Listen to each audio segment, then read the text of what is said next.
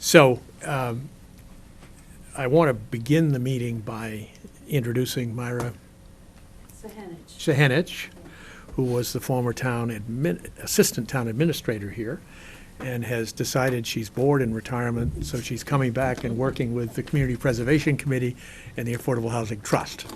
So Myra will be handling a lot of the mundane, but it's so important stuff for us, and we appreciate it. And we will now be taping our meetings, not live, but taping them, so that Myra can help put the minutes together, Matt. So you're going to be in good shape. All you have to do is sign them. So I know that Greg Delory is informed us he's away for half of March, so he will not be here, but everybody else is here. Alan, Alexis, Ward, Dewey, and Matt, and Henry. So thank you all for coming. Just to remind everybody, we're going to spend a few minutes at the beginning of our meeting before 4:30 to go over 2 action items that we had from our earlier meeting in February. And then at 4:30, we will be joined by the members of the Affordable Housing Committee. And we will have a sort of a briefing and open discussion led initially by George Meservey. The idea is let's all of us get caught up on everything that's going on, so when we have a chance to make a decision, we make the right one. So the first item on the agenda after coming to order is continued discussion of the possible purchase of Unit 105, 18 West Road, an affordable unit under Chapter 40B, in order to maintain it as an affordable unit in the Town of Orleans subsidized housing inventory. And we all remember that this was a unit that was created under a Chapter 40B permit at 18 West Road, also formerly known as Wise Living. And we were alerted in mid-February that it was on the market and there were no takers, and if we didn't act, there was a possibility of it being lost as an affordable unit. So at our last meeting, George explained to us that we had a little more window of opportunity. It wasn't the crisis that we thought it was a week or so earlier.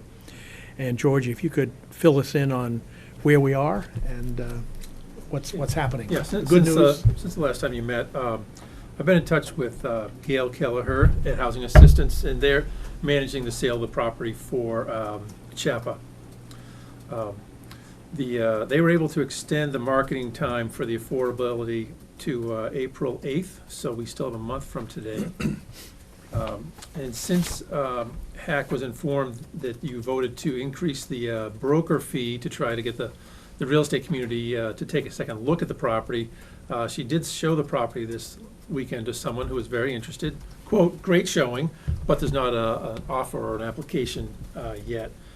So they're very hopeful that in this extended time that they will find somebody to buy the unit. I think they're hopeful only because it's always happened up until now, so it should happen again. But as we wouldn't know, there's a very narrow band of income and asset limits and ability to pay a mortgage and to meet the age requirement that you're looking for.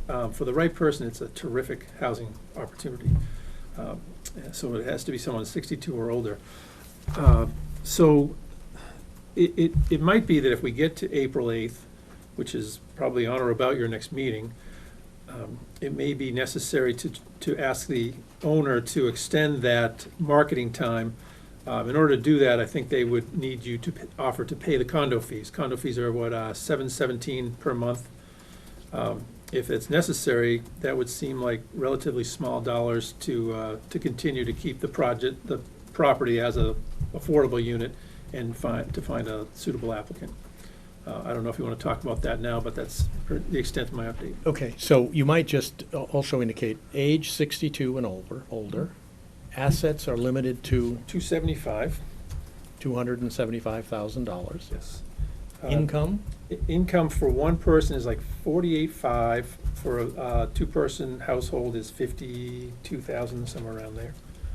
And the unit has a condo fee of Condo fee is $717. The mortgage would work out just about the same number, so it's about a $1,400 per month cost. Okay. I have a question. Does Dewey. the 275 mean assets after sale or before sale? Those are the, those are the assets that housing assistance, before sale, when you come in as an applicant, what are your total assets? So if you had a Condo fee pension. include the utilities? What's that? Does the condo fee include the utilities? It does include utilities, right up to cable service and everything else, so it's a really good package on the utilities, has concierge service, and, there's somebody always on site, meals are available, et cetera. It's kind of a nice living environment for the right person. George, this may be a question you're not able to answer, but the people who do the evaluating of the assets and the income, would they look very carefully whether there's been any transfers by means of irrevocable trusts before I am sure that there's a formula and methodology. They're very strict on income. The assets, there is some ability to adjust or look at assets a little more with a little more flexibility. If you have a particular person that you want to have looked at, send them down to HAC and they can file an application. There's really only one way to get that answer. Okay, any other questions on that? So it's on the table. We'll keep our fingers crossed, and we may have to take, No, too much. what? Salaries, right? She's trying to move in. Yeah, right. Don't give away those years. Yeah. Don't wish yourself to 60 yet. Um, Not yet. Okay. Anything else on that one? We'll keep our eyes on it, and we may have to take some action in April, but clearly we don't want to lose it. Okay. The other one, we did discuss 261 Tonsett Road at our last meeting, and subsequent to that, Matt and Dewey and George visited the site, and Henry happened to show up, as I remember. Can I get this? So if we could have a sort of a summary of where we ended up there. There. Would you like me to start? Sure. All right. Yeah. So this is a 1.38 acre site up on 261 Tonsett Road, way up the end, north end of the town, what we might call a high-rent district. But it's a residential district, single-family home district that requires 40,000 square feet of land area per dwelling. So on this property has the ability to support a single-family home and a guest house of up to 800 square feet. Why don't I run through my evaluation of the property in my entirely unprofessional way? This is the planner's evaluation. Planners look, the foundation of the property was marginal. It only covers 20% of the building, maybe, underneath. The general condition of the property is probably in fair condition. The yard was large and excellent. The soils contain a functional Title V system, probably does not have to be replaced. There's no wetlands on site. Lead paint is likely. Asbestos is completely unknown. Any renovation of the property would likely trigger full building code compliance. If you exceed 1/3 of the assessed value of the building, any renovation has to meet all codes. There's an L on the back of the property, which looked like it might be a place we could add an accessory unit. That, in my mind, would look like a shed that was possibly moved onto the location, set on some stones and attached to the house. It's not, it's close to the weather, but that's about the extent of it. The stairs to go upstairs are tight and steep. And the ceiling height in the house was okay, I thought, in every location except the bathroom where you're in the eaves. So, to make this available for public housing would definitely have a high cost to it, and might trigger some substantial renovation of the building itself. Comments? Matt, you were there, or Dewey, or? I think that's a great portrayal of the property. There's plenty of deferred maintenance. It would be very costly to bring it up to a level that an entity like ours could hold the property in good conscience and rent it out. That being said, it has a large number of bedrooms, and it clearly has been used as a rental property for some time. I left the property thinking that certainly of high value. I don't think it's a good fit for us to look at, to acquire, and because of the amount of maintenance and repair involved. However, it's an example where right now its present use is serving, I think, the very portion of the community that we want to support. And so the property is set to eventually transact and dislocate, a younger person that has a very, perhaps lowercase a, but affordable rent. And so I just think at some point we need to have a discussion about what tools and mechanisms we have, and whether, a situation like that where subsidizing a purchase would be an appropriate role for us to play to prevent somebody from being dislocated from our community. I would only offer one footnote, and it doesn't necessarily mean anything, but the assessor's card says it's 3 bedrooms, which leads me to believe that it probably is a 3-bedroom septic system.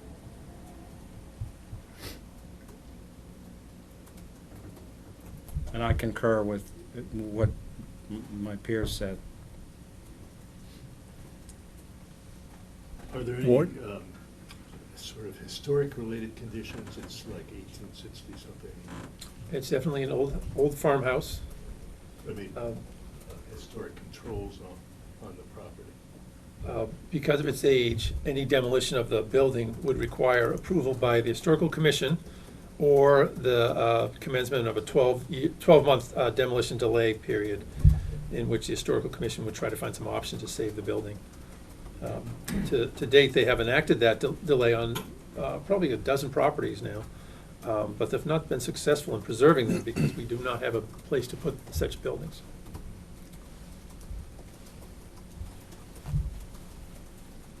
Alexis, any questions, or you've been driven by this many times, I'm sure? I've been in it. Oh, you've been in. Yeah, because I know the person who's renting it. And I think, Matt, what the last point that you made, at first I was thinking, okay, so this is another property that it doesn't make sense for us to take on this property and do anything with it, but then you said serving a purpose right now, and that it's a young professional, young carpenter, young mason who is renting it out, and it's already serving that purpose now. So if we feasibly can't do anything now, we might as well just let it continue on that path.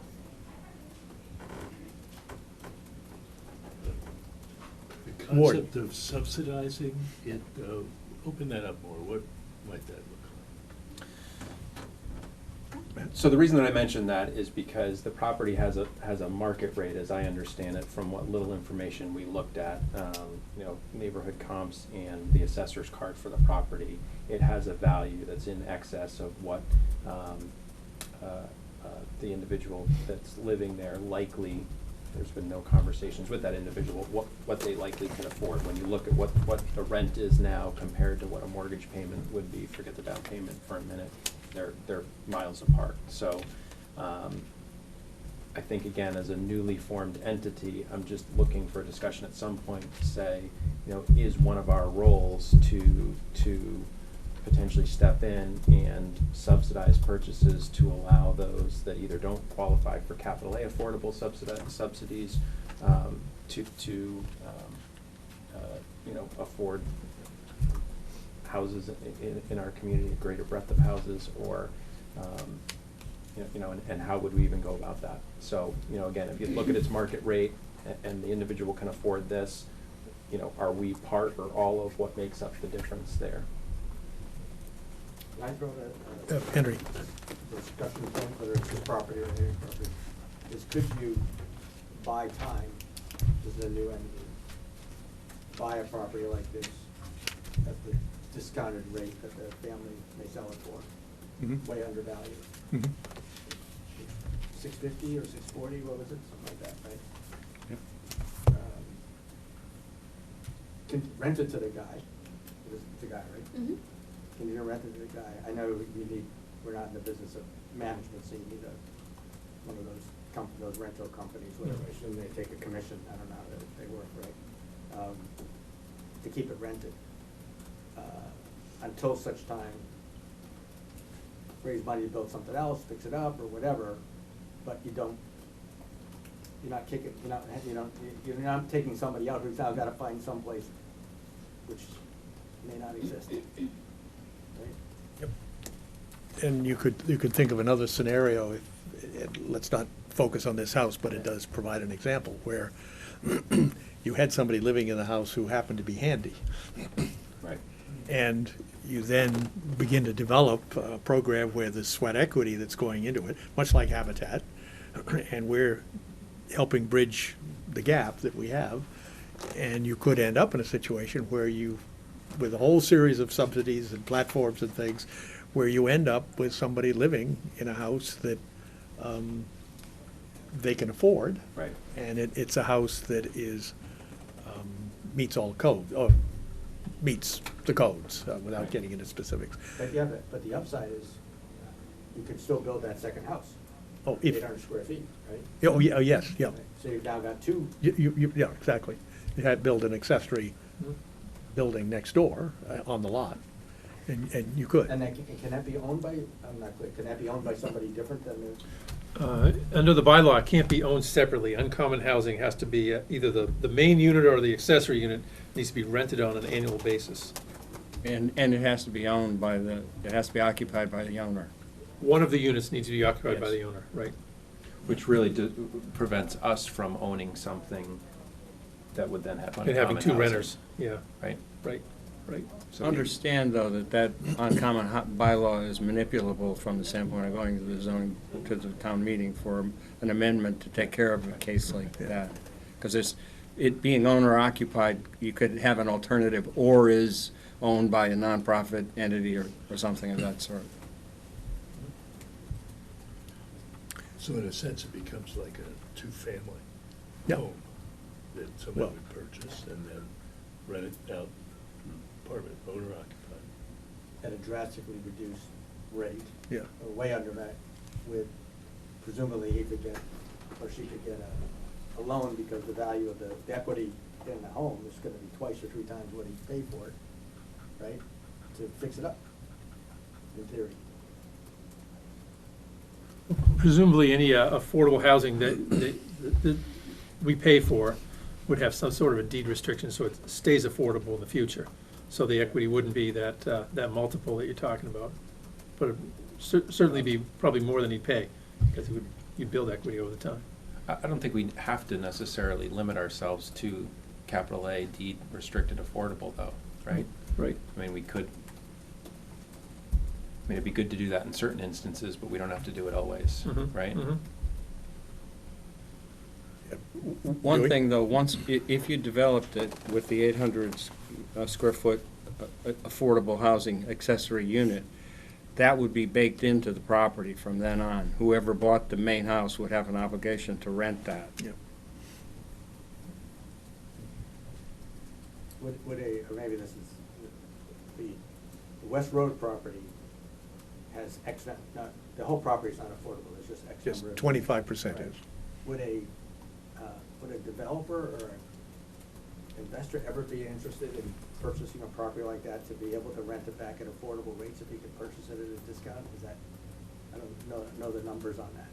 If you could purchase that property for, I don't know, $400,000 or whatever, then he can, the developer can fix it up, or the investor can fix it up and then rent too with the understanding that it's, what's the rule of the law, the 40B.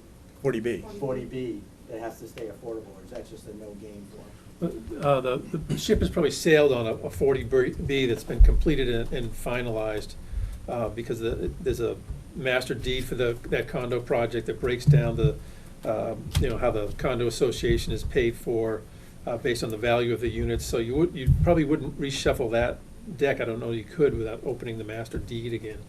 And of course, you'd need approval of the owners to do that. So I don't think you. I'm talking about the Tonsett property. No, in Tonsett, you could have a 40B for two You units, you yes. can do a 40B on the Tonsett Road property, sure. With the numbers, I guess we could have someone run that, would the numbers work for an investor or someone who would build it? If he could buy it for such a low price, fix it up and rent it at affordable pricing? Well, understand too, you're not limited to 2 units on a Yeah, 40B. 40B. Sky's the limit. Well, Yeah, I- but you said you never get approved, did you say that? That's In that particular neighborhood, I think you would have some opposition, and I would hope that your first several projects are almost without opposition to gain the support you need. Where you'd be limited is in bedroom count, right? So with that acreage, you'd be limited at either 5 or 6 bedrooms. So realistically, it wouldn't be more than 3 or 4 units, right, if they're 1 or 2 bedrooms. And how many bedrooms is the current unit? It's already 3. 3, yeah. George, if I may, I'm not sure about that. The nutrient reg adopted by the Board of Health that puts the bedroom count limitation is a local reg. Under 40B, you can request waivers of any local regulations You could potentially go higher than 1 per on the 10,000. bedrooms, yeah. So you could have a It's not a 4 state and a reg. 2? You have a 4-bedroom and a 2-bedroom? I think you could exceed that if you did a 40B comprehensive permit process. The onus would simply be on you to basically meet the nitrogen guidelines. And that, might mean that you have to beef up the septic system, but. But if you build a 6-bedroom house, how is somebody that's asking for affordable housing gonna be able to afford it anyway? Well, you're not building, I don't think you're building a house under those circumstances. If you're doing 40B, there might be row houses, they might be, you use the site however you wish. Yeah, but what I hear George saying is that the neighborhood wouldn't go for it.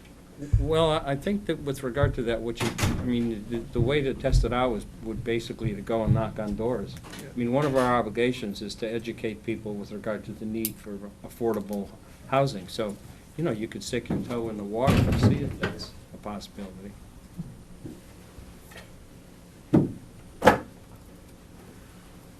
Okay, other thoughts? This property is listed, by the way, with the Commonwealth of Massachusetts as a historic property. Oh, it is. And we just went through another survey in town, and it is relisted. So we probably know more about it with the new listing than we did with the old. So I think, talking with George, this is one of the things where there's a potential for a big win if you could put everything together, because you would, in effect, restore and save a historic property, and you would provide some affordable housing. But there are a lot of tricks in doing that, and so it's, having spent some time trying to do that with some affordable housing and some other projects. Well, I guess I'd like to pose the question to Matt, maybe he's not prepared to answer it, but the question is, if you were doing it whole, you'd knock that building down, right? From the standpoint of the value of the lot, even if you were doing a 40B. You wouldn't try to maintain the existing structure. So I think if you went the 40B route, you would knock that building down and build something very different. I think going sort of the more traditional route, you'd look at what would it cost to preserve that building and to restore it and to make it code compliant, and how does that compare to another opportunity down the road, whether it's a undeveloped site or something else. I think the cost to do that with that structure in its present condition is far greater than other opportunities elsewhere. And is that cost based simply on an evaluation of its utility, or is it based upon the regulation that says that if you have to spend X percentage of dollars to repair it, you're in for the whole hog in terms of bringing it up to code? In other words, is it a regulatory cost or an actual cost? I think it's an actual cost. I mean, we went through this with the 6th unit at Habitat. The whole project started out being predicated on one of the units being preserved as a historic structure, and Habitat could build 5 units. And they spent a long, long time trying to figure out how to get that building so that it would meet code. And finally, we all had to give up and say, no, it won't work. Staircases are steep, staircases are narrow, the foundations aren't what you think they are, even though they may have been there a long time. It just begins to multiply. Matt, do you think there's someone, just to roll my suggestion out for myself, do you think there's someone out there that would buy this property at a drastically reduced rate, restore it, rebuild it, whatever, and knowing that they can only rent it for X dollars a month for life. Somebody a private developer that would invest to restore that historic No, structure. I'm and trying to then balance, I'm also- gonna get a year-round rental Right. versus someone who restores it and can only rent it in the summer, albeit you get a lot more in the summer, that's all. I don't know if you know, I don't know of anybody that really operates in that space. Well, it's a question of cost per dwelling unit that you're gonna get out of it. And, you know, if the number of units is fairly low, if it's 2, and you kept the house, you know, the town would have to invest in purchasing the property, which is probably minimum $400,000. And I would think, based on, what is it, 1,100, 1,500 square feet, it's a very high cost to turn it into a usable unit. The issues that we had with the property over on Bevan Way off Namscake Road, there was a mold problem in the house that just wouldn't go away, and, you know, it's an old New England home. And, you know, as Alan said, the staircase, but the lead paint throughout, and it's not just that you get the lead paint out, it's that the lead paint is now in the cracks of the house, and it's just not something you could rent to a family. So using the old houses seems to be fairly problematic. Notwithstanding that the owner who came in with his offer, it's a terrific offer, and it's the first of its kind that I'm aware of.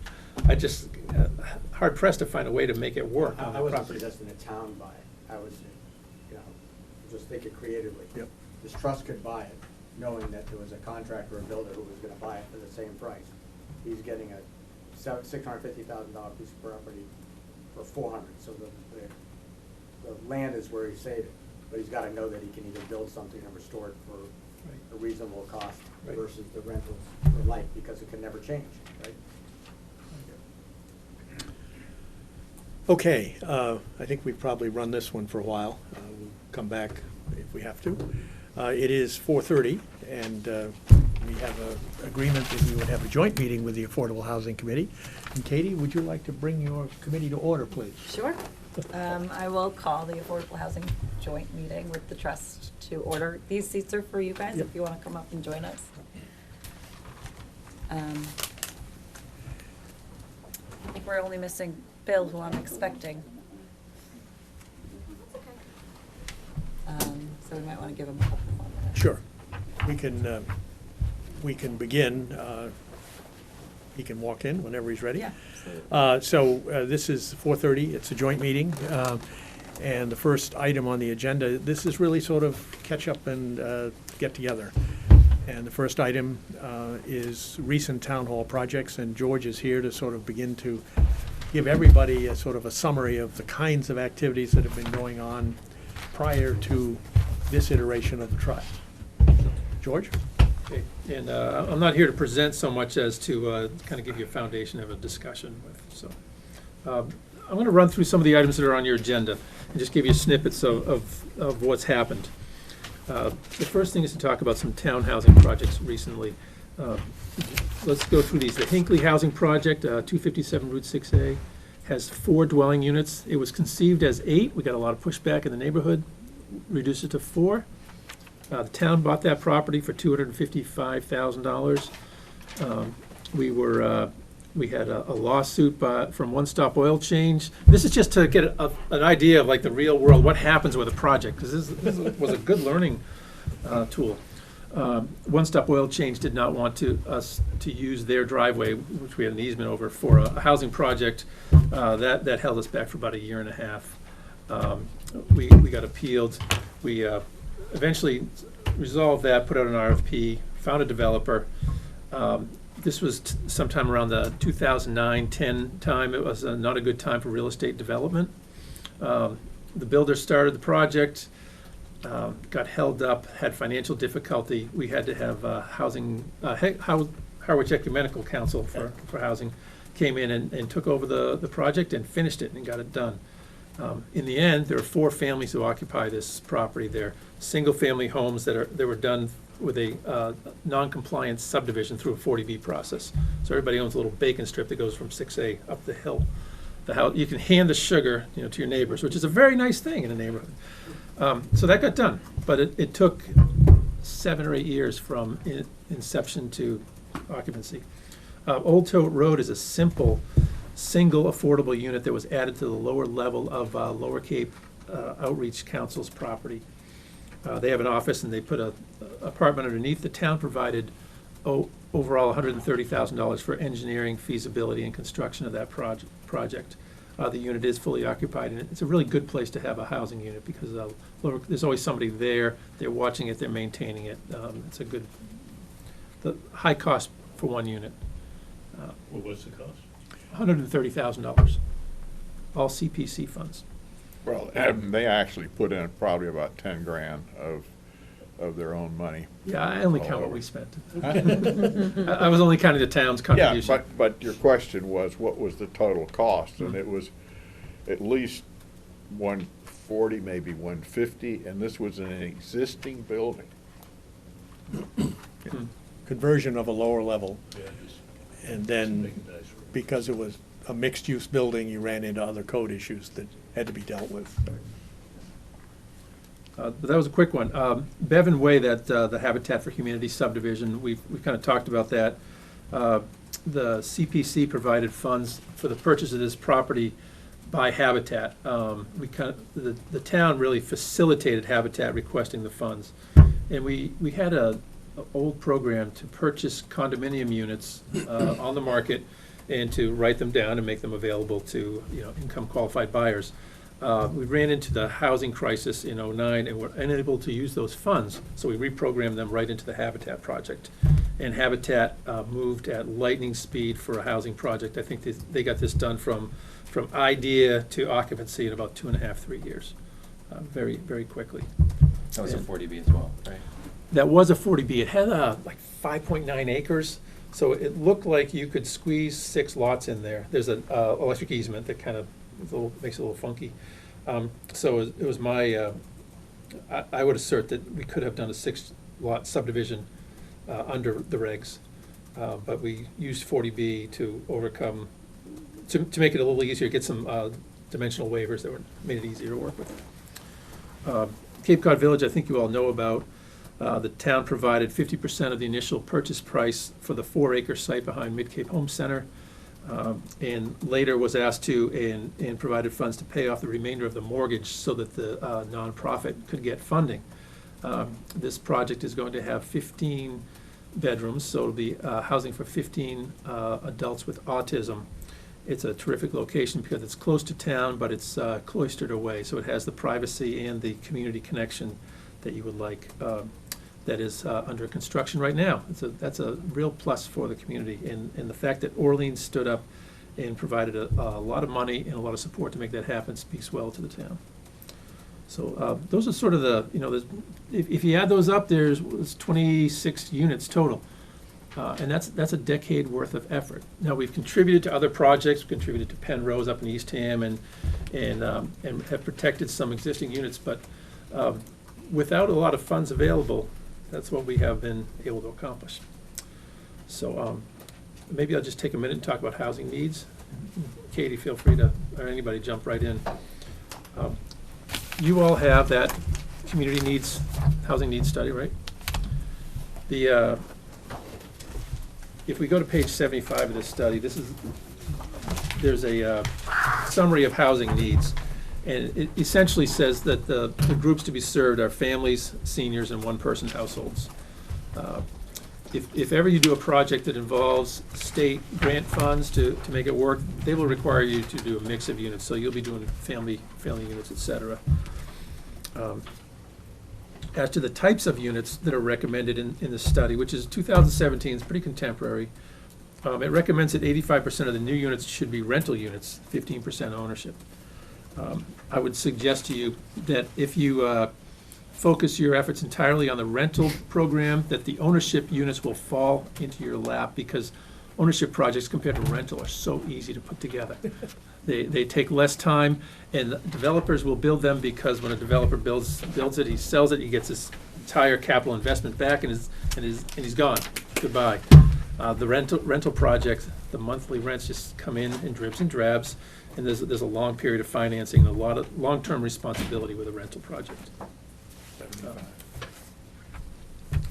As to bedroom counts, the need that was identified was 46% of the need is for one-bedroom units, 39%, 40% two-bedroom, and the remainder for three-bedroom plus.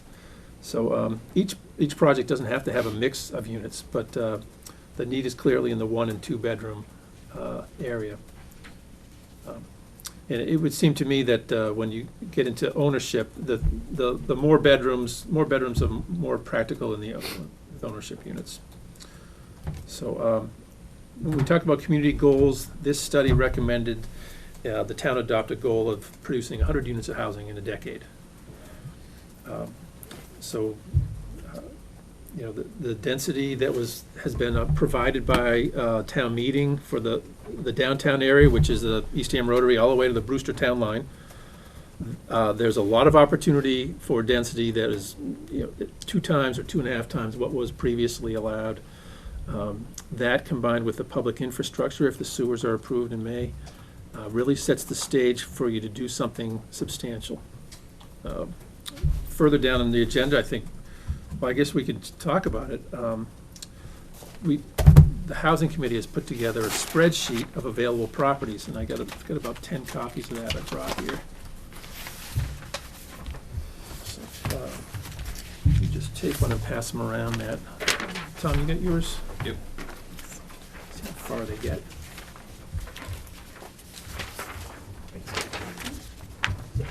So this is where we get into talking about what's the future role of the Affordable Housing Committee and the role of the trust, and how these two groups work together.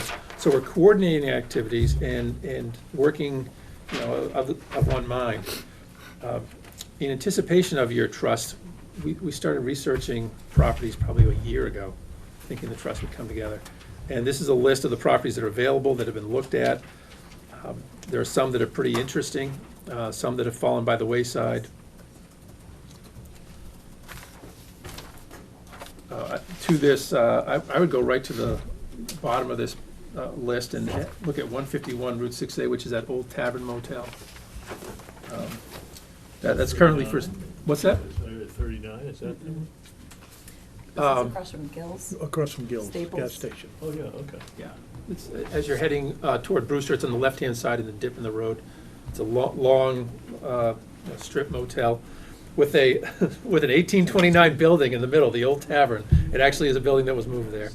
So once again, you're up against an historic building issue.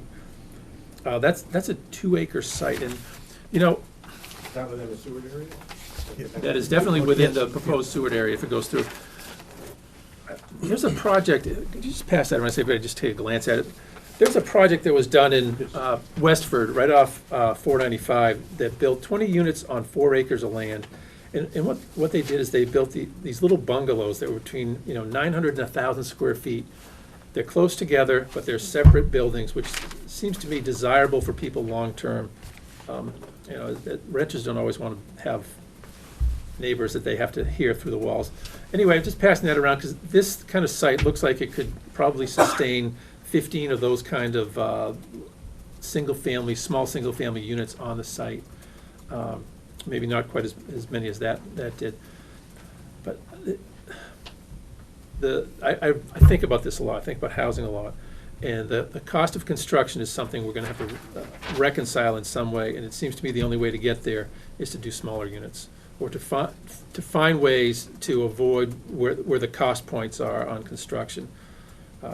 If Todd Thayer talked about, he hasn't done it yet, he talked about the 400 and 500 square foot efficiency units that would be the entry-level unit in his program. I would applaud him for doing those kinds of things. The 900 square foot 2-bedroom home that's on one level, maybe we can avoid some of the infrastructure costs that go along with those units and make them just as austere and efficient as possible. And even rent them without seeking outside subsidies. This group has some funds to work with and the ability to finance things.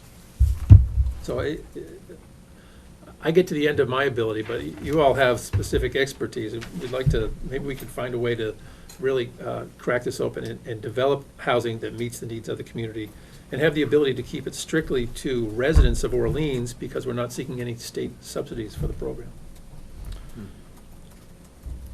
Thoughts, comments, questions? One question. Do it. I didn't catch, that project you just showed us was 5.9 acres. How many units? The Old Tavern Motel, that was 20 units on 4 acres. Oh, 20 units on 4 acres. The Old 20. Tavern, 20 buildings, but more than bedrooms in that. 20 Each one buildings, had- yes. right, okay. Thinking in terms of 20 homes, 20 units for That families. motel, what type of shape is it? It was built in the late 50s. It's been rented continuously. I'll bet there's some deferred maintenance. It has a physically functioning septic system that is a categorical denial because it's still sitting on cesspools.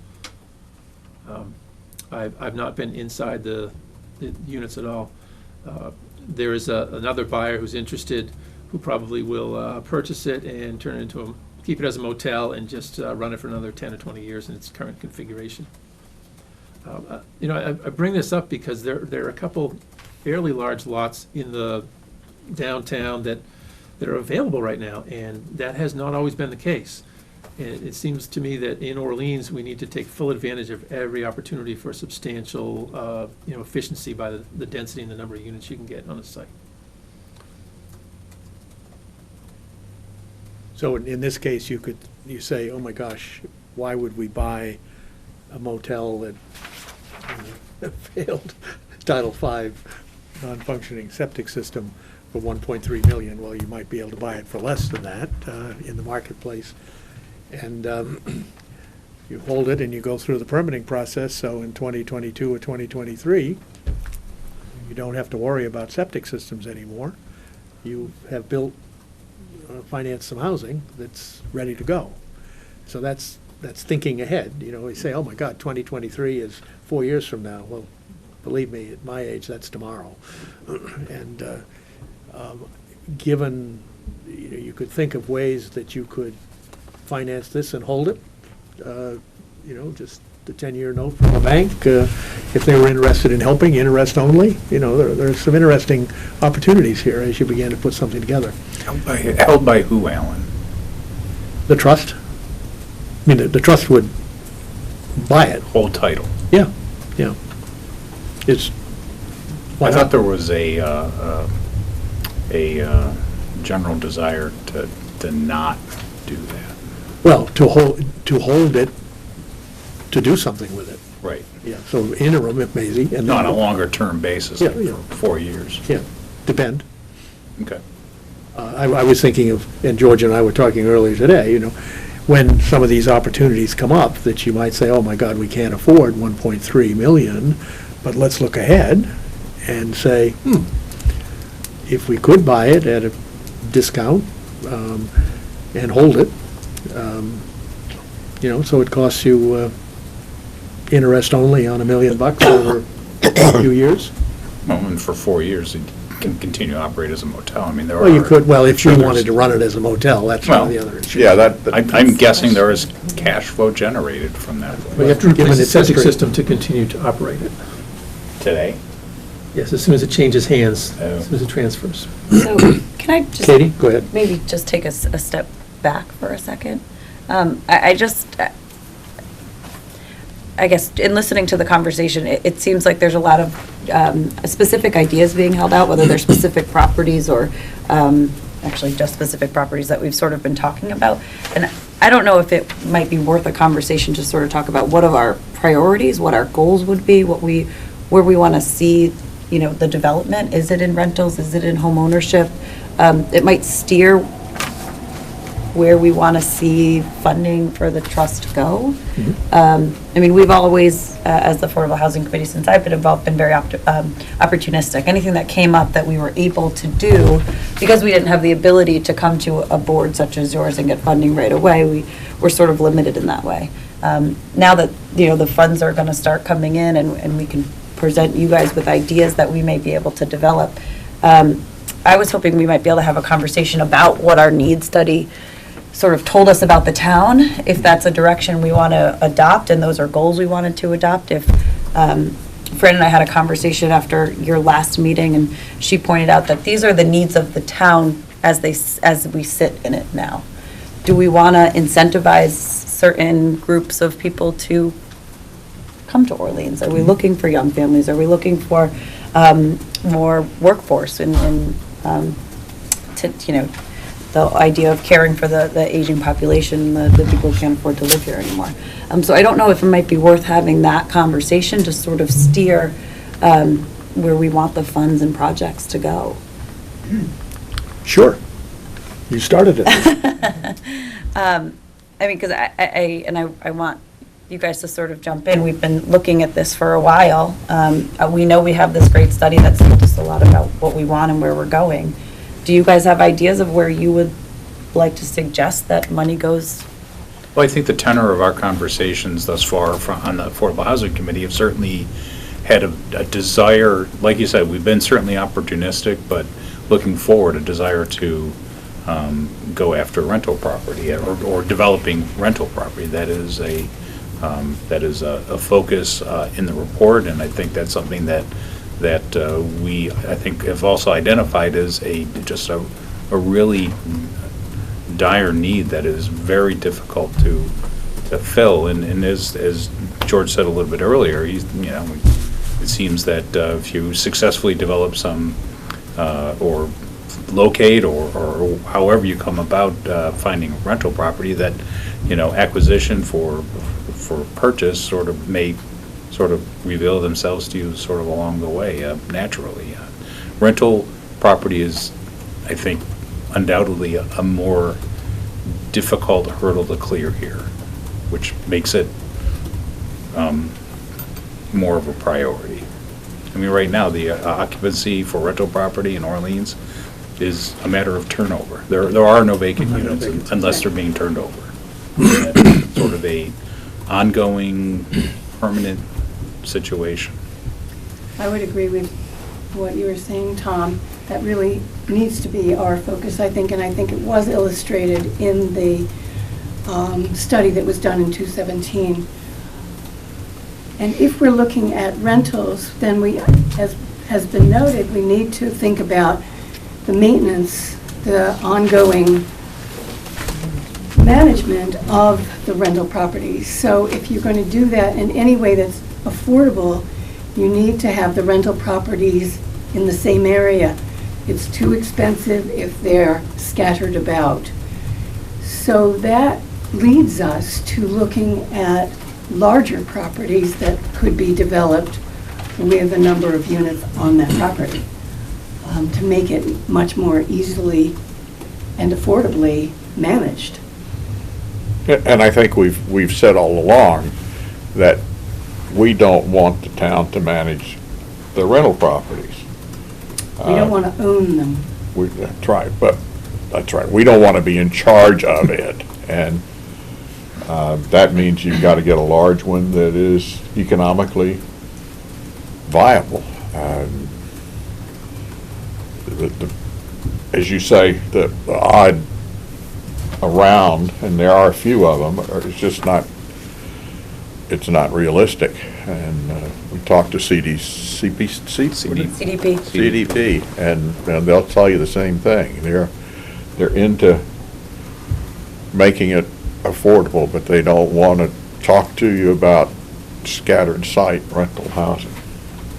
Unless there's a better way to approach that. I mean, all we can tell you is what we've come across. We also talked to the Harwich Ecumenical Etch, whatever, that also manages rental property, and they also have very little desire to do one-offs or two-offs. But if there's a better way of putting that together for these scattered sites, I would love to know about that and figure out a better way to approach that situation. Well, the units, if you built theoretically a group of townhouses on an underground place that's for sale, right? Money aside, who wouldn't own it and manage it? This group put the deal together, but who? Well, I think that certainly, I'm expecting reaches more of a critical threshold of density where a developer would be an on-site management company that comes in and would be interested in that. I think that has the critical mass where it's attractive to a third-party management company and developer We for did for have- the underground mall. We did have the developer of the Penrose property that's in Eastham come and chat with us around the same time that they were putting that deal together. And basically, in the ideas that we've sort of whittled down in our conversations with people, is the town is basically would look to try to acquire the property and then put out an RFP for a private company to come in and basically we'd facilitate the sale, and then they would, go out and get the tax credits or funding from the state or the federal government to actually put the deal together. So the town is more facilitating and not really the hands-on. But they are the ones who would be able to put the RFP together to say, well, this is what we want this development to look like. We want it to have so many family units, so many single dwelling units. We want it to have green space, so it's, not offensive to, somebody who might be living in the area around it. And the conversations we've had with them is their sweet spot is about 40 units. So that sort of brings me back to where we were, and there is this Old Tavern Motel, there's the underground mall that we talked about, there's the Cape Cod 5 building we're talking about.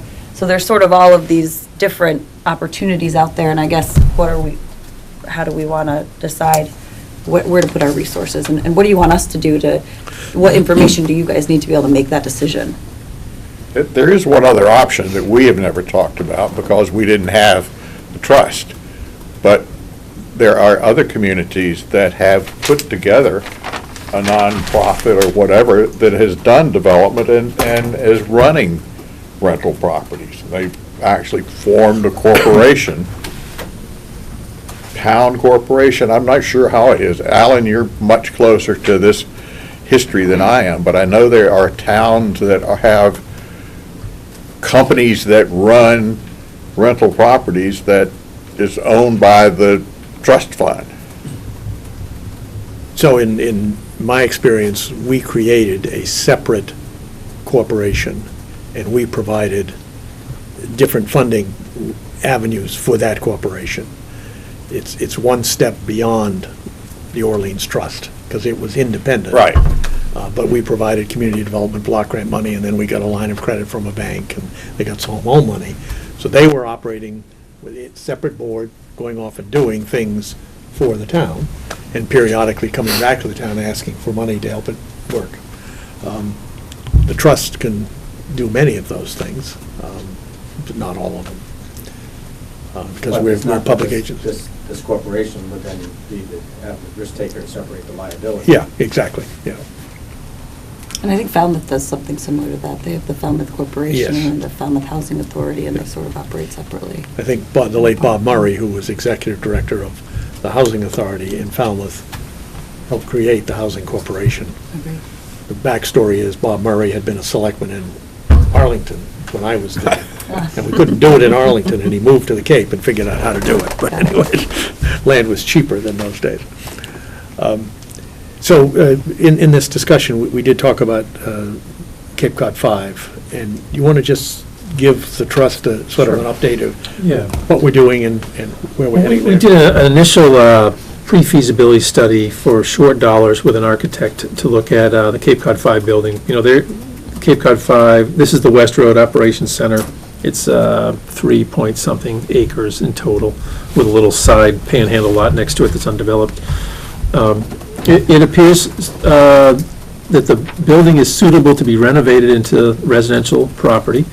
So the town has further hired Brown, Lindquist, Finuccio, and Raber to do a $25,000 feasibility study and 3 conceptual plans to look at a couple of different scenarios, some including additional buildings for affordable housing around the perimeter of the property, and including a max build. So they just started that. We just put them under contract this week. So they have about, I think, 90 days to complete their study. They'll report back to the Board of Selectmen.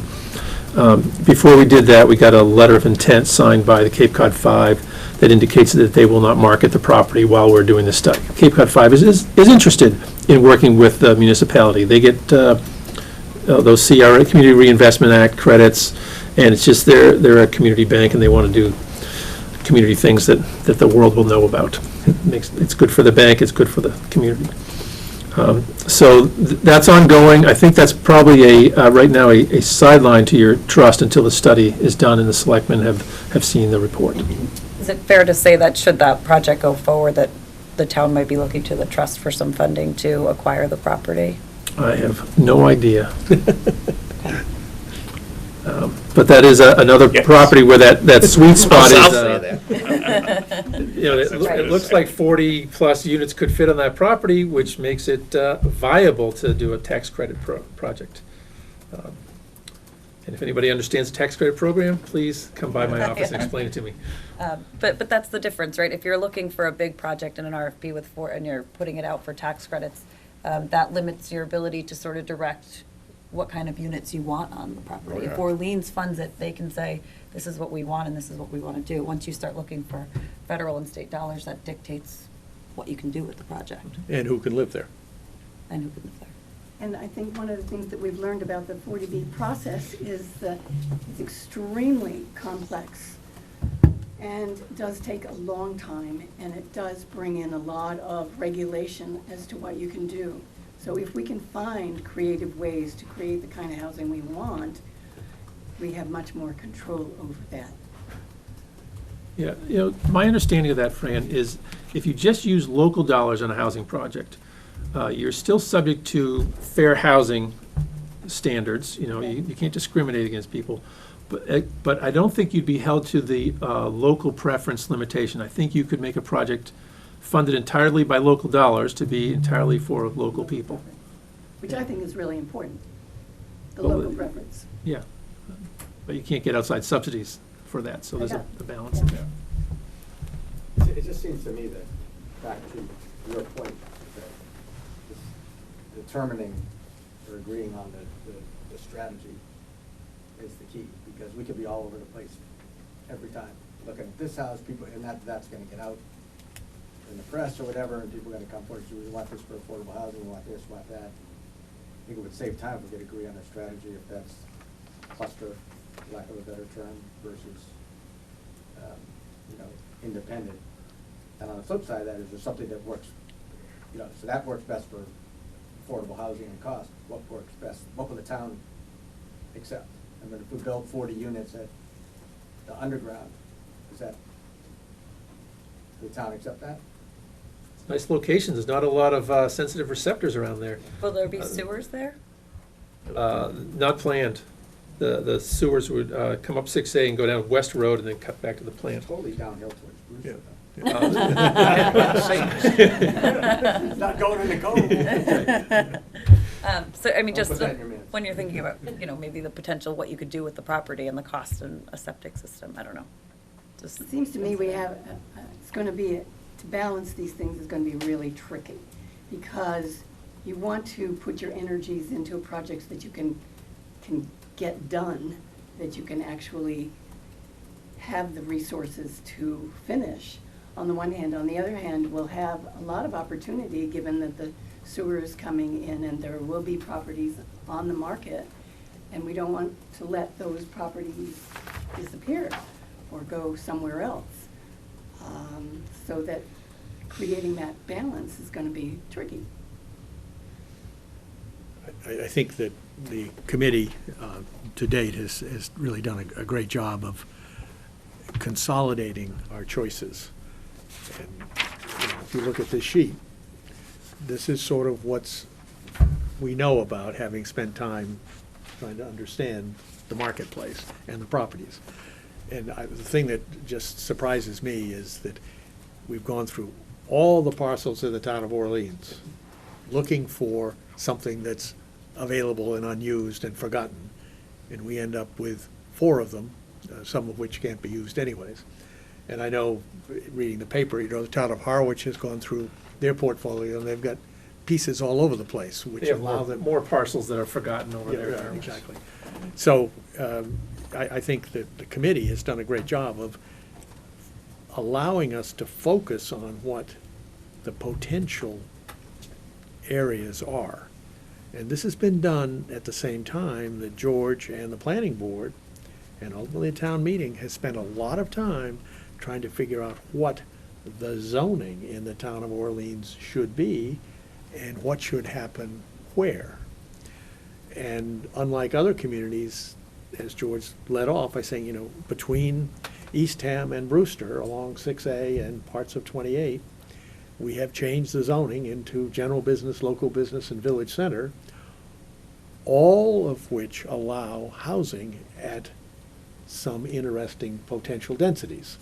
And it's been done by design, and it's been done as part of the planning for the whole sewer system, so that we've designed the system taking into account what might happen if these parcels got developed.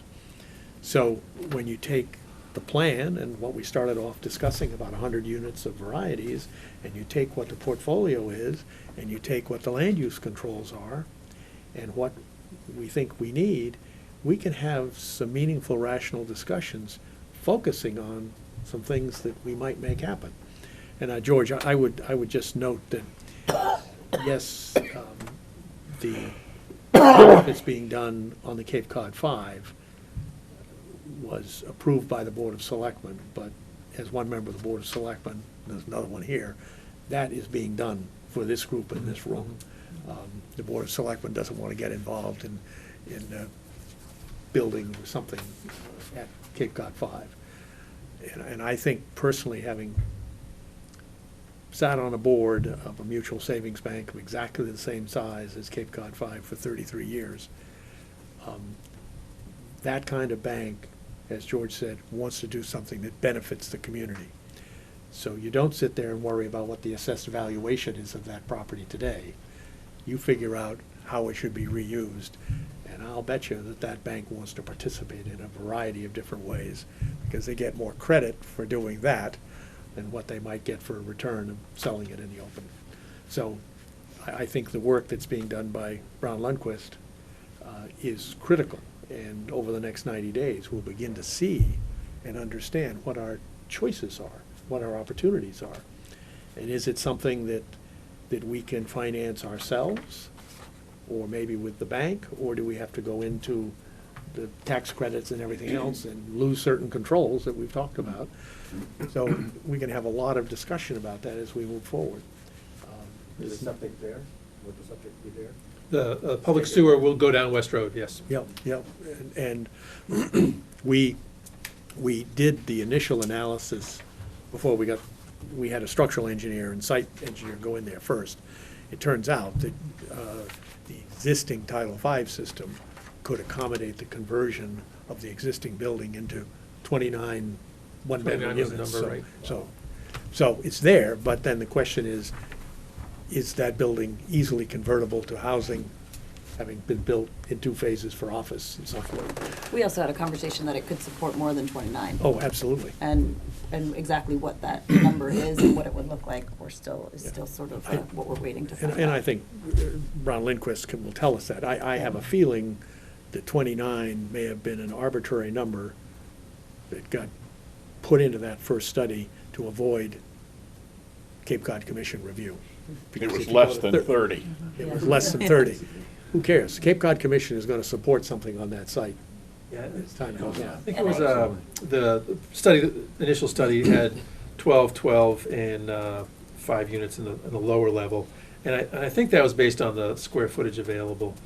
I'm not sure it was just to avoid a regulatory hurdle, but Just Whenever as- I hear something under 30, I immediately say, aha, regulator thought. Yes, kidding. No, I just did also want to point out, we're currently at 9.2% affordable in Orleans. very high. So what are we, 16 units shy from 10%? Is that right? We're 26 units shy, and the 15 units will come on with Cape Cod Village. So you're within striking distance. So my point being, once we hit that 10%, 40B kind of comes off the table.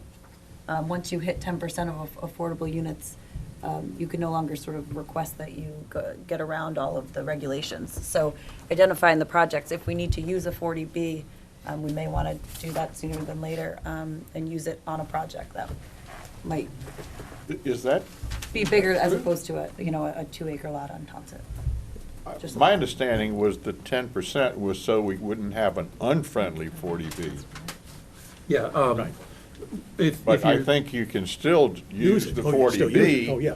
if you're over 10%. It's still a viable tool. If, for communities with less than 10% affordable housing, subsidized housing, there is a, considered to be an overarching housing need, demand in the community that provides for a developer to seek any waivers of local regs that they want in order to put in affordable housing.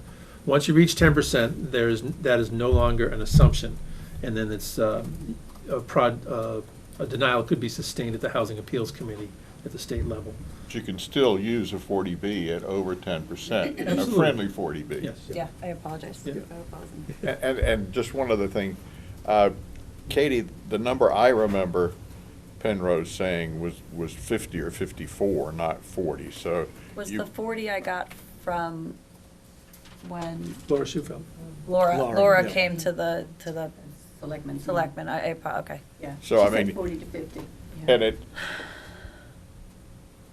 Penrose is talking about what I'm gonna do, what I wanna do, what my history is, and their history is 50 or more, even though maybe somebody else can do it at 40.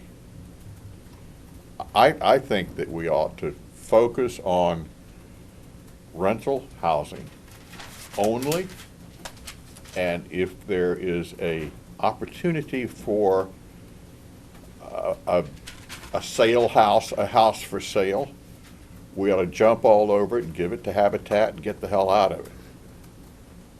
I don't think we ought to be building houses for sale, and Habitat will do it. Right now, they're flat out and they're planning in 2023, but who cares if it's 2024 if we get the house, right? I will make one correction. I did sit down with some people from Habitat, and they can fit something in a shorter time frame, but as long as there's an understanding that it may take a year or two. But it's, if there's a property that's maybe, and I think George had the same conversation.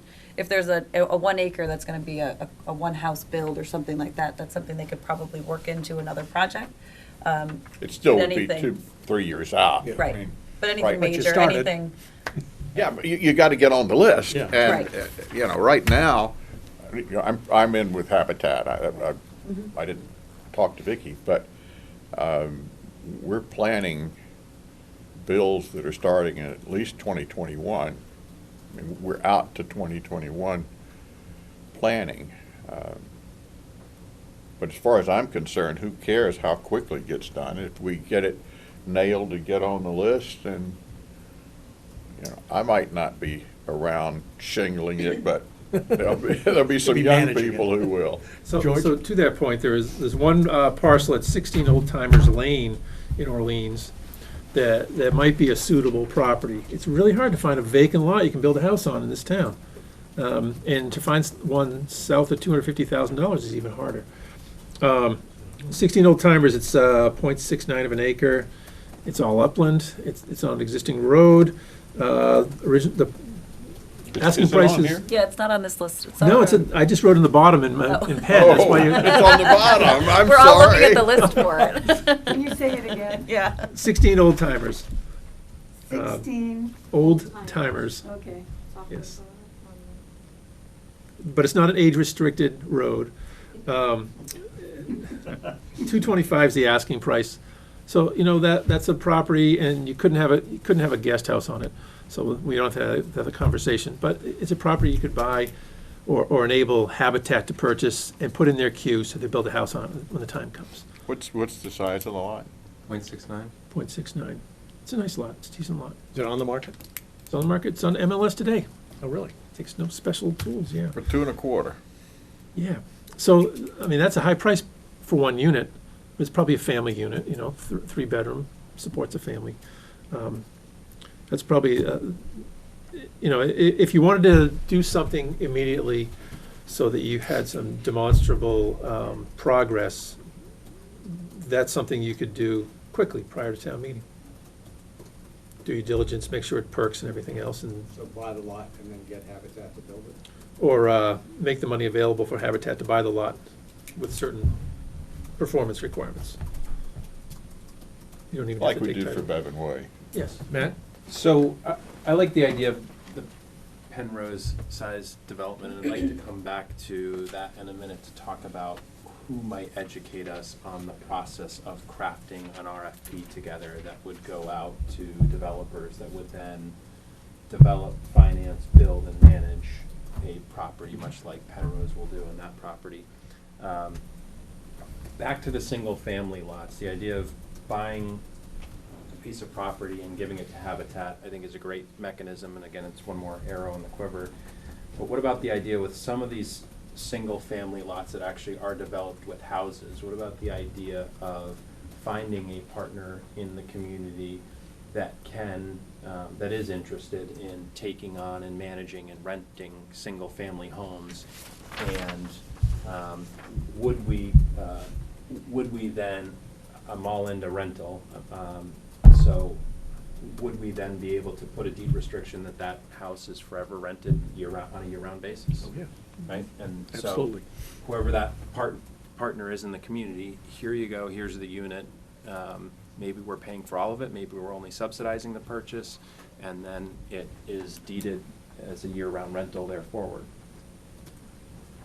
But we don't hold it. I think that that's an excellent point because, you know, talking about Cape Cod 5, the motel, and Underground Mall, these bigger productions, as the resident under 30 in the room, we need opportunities now. Because we've said earlier, there is no year-round rental that's available. There's hardly any rentals at all, let alone year-round rentals. And so having structures that are already built, that we could acquire, and then, like Matt said, find a community partner to take on the rental and management and say, this has to be a year-round rental and make it a deed restriction, I think is just as important as the larger productions, and because young people are leaving. They're leaving now. They come back from college and they're gone. So I think it's, you know, talking about Habitat 2 or 3 years down the road, whatever we can do now, I think is just as important. So, to Matt's point, so we bought 3 or 4 of these things, Matt, right? By July, we'd have the money. Right? Mhm. Well, we got the money now. Yeah. What, who then owns it? Right, so I think, so in a perfect world, and I'm not educated on this at all, in a perfect world, we'd go and sign an agreement to purchase a piece of property, and then I would think we would go out with an RFP to the community, an advertised bid RFP, to say who wants to come in and who's willing to pay the most to do this. And this is, in this case, keep the single-family house, maintain it, manage it, rent it, and keep it forever as a 12-month year-round rental. And we would then receive proposals, have an evaluation criteria, Like, as and part of that RFP to own it? You would for say- them to own it. Okay. So you'd We basically would- give money to an organization who could then purchase it and manage it from there with the deed restriction that it's a So year we're round. basically And the subsidizing. RFP response would tell us whether that's 0% we're kicking in, 100% we're kicking in, or somewhere in between. One of the questions that had come up many times in our discussions over the last few years is, who is that somebody out there? Because we've been talking, if we could just get this and we could get a developer, if we could just get this and get somebody to buy it. The question is, and hopefully with a broader group of people, who are these magic people that are out there to buy this, to do what you're asking to do? Because we've We been haven't wanting found to them. do this, and we've been thinking about it for a long time. But that's the big unknown question. I think we have to run the numbers to see if it works before the RFP, to see if this concept works. Oh, I think it works, it's It just a works, but question of how who's much do going we to do pay? it? Yeah. You hand somebody something Yeah. for free, it's gonna, right, or, Has there ever Alexis? been an RFP put out? No. No. So we don't know yet. Yeah. So if there is somebody out there and they've just never been given the opportunity, right. you might as I well mean, try. we're, by doing that, we're creating, or trying to create a market. Yeah. It's something, it's an opportunity that's out there that we want to find somebody to take advantage And of. it doesn't have to be in Orleans, right? No, we've talked to the local agencies. Well, the Yes. property has to be, but the operator doesn't have to be. Because I will say, we have talked to, over the years, a couple local people. It was CDP who said they weren't into the scattered site. I think we've talked to Hetch about it. And what was their response? No. No. I think Hacks It's clean. kind of said the same thing. It's just this it's the idea what Fran Too kind of. expensive. It's too expensive to do these scattered sites. So I don't know if we'd be creating a whole market of. Oh, for- this is a little bit of a different Yeah. concept, and I think Yeah. Massachusetts This is Housing different. Partnership would be a really good resource to consult on putting together an RFP and an effective RFP and sort of maybe walking this down the road one time and see Yeah, what this is the what people kind of that- responses it. That own, and right now, own 6 houses on the Cape and run around and you make sure they're fixed up Yeah. and rented, and they're making all the money in the winter. You just gotta run the numbers to see that it's rented year round, as you said. And I can buy a house at a hugely discounted price, or subsidized. But this is different from what we were talking about It is. before. It is. It's a really interesting concept, and you might create a market. Yeah. I It think works it as a would be business great. for them. Yep. It certainly would be the fastest thing to get some units on the market.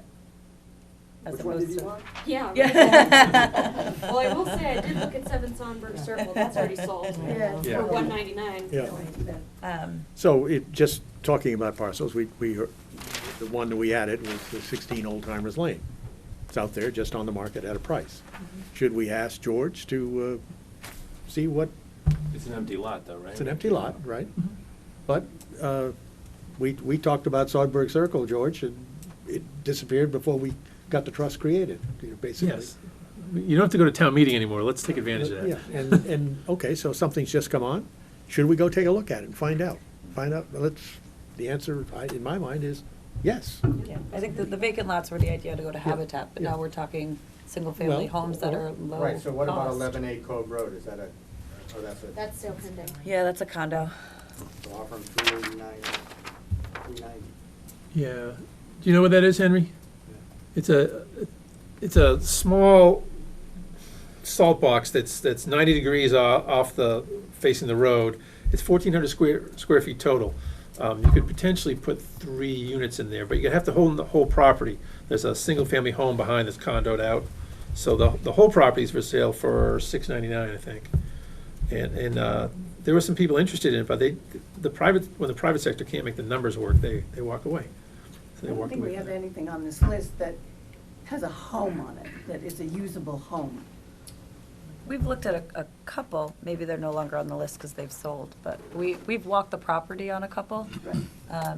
that have since sold. But- Bolto Road, But if we know that. yeah, the beginning part Yeah. of 6A. Right, or the one that was right on 6A. There's Right. another one on 6 that's in the 3s or 4s now, that's Is been it? on It for is a while. 7 Arena Drive, that is a home on it. Sold. Yep, That's sold, but, Yeah. yeah, that's But- up next to the Playhouse. Playhouse. Yeah, we like that because it was a full 2 acres. but I think what we're getting at is if this is something you want us to put on our radar, this is something else that we could be looking at.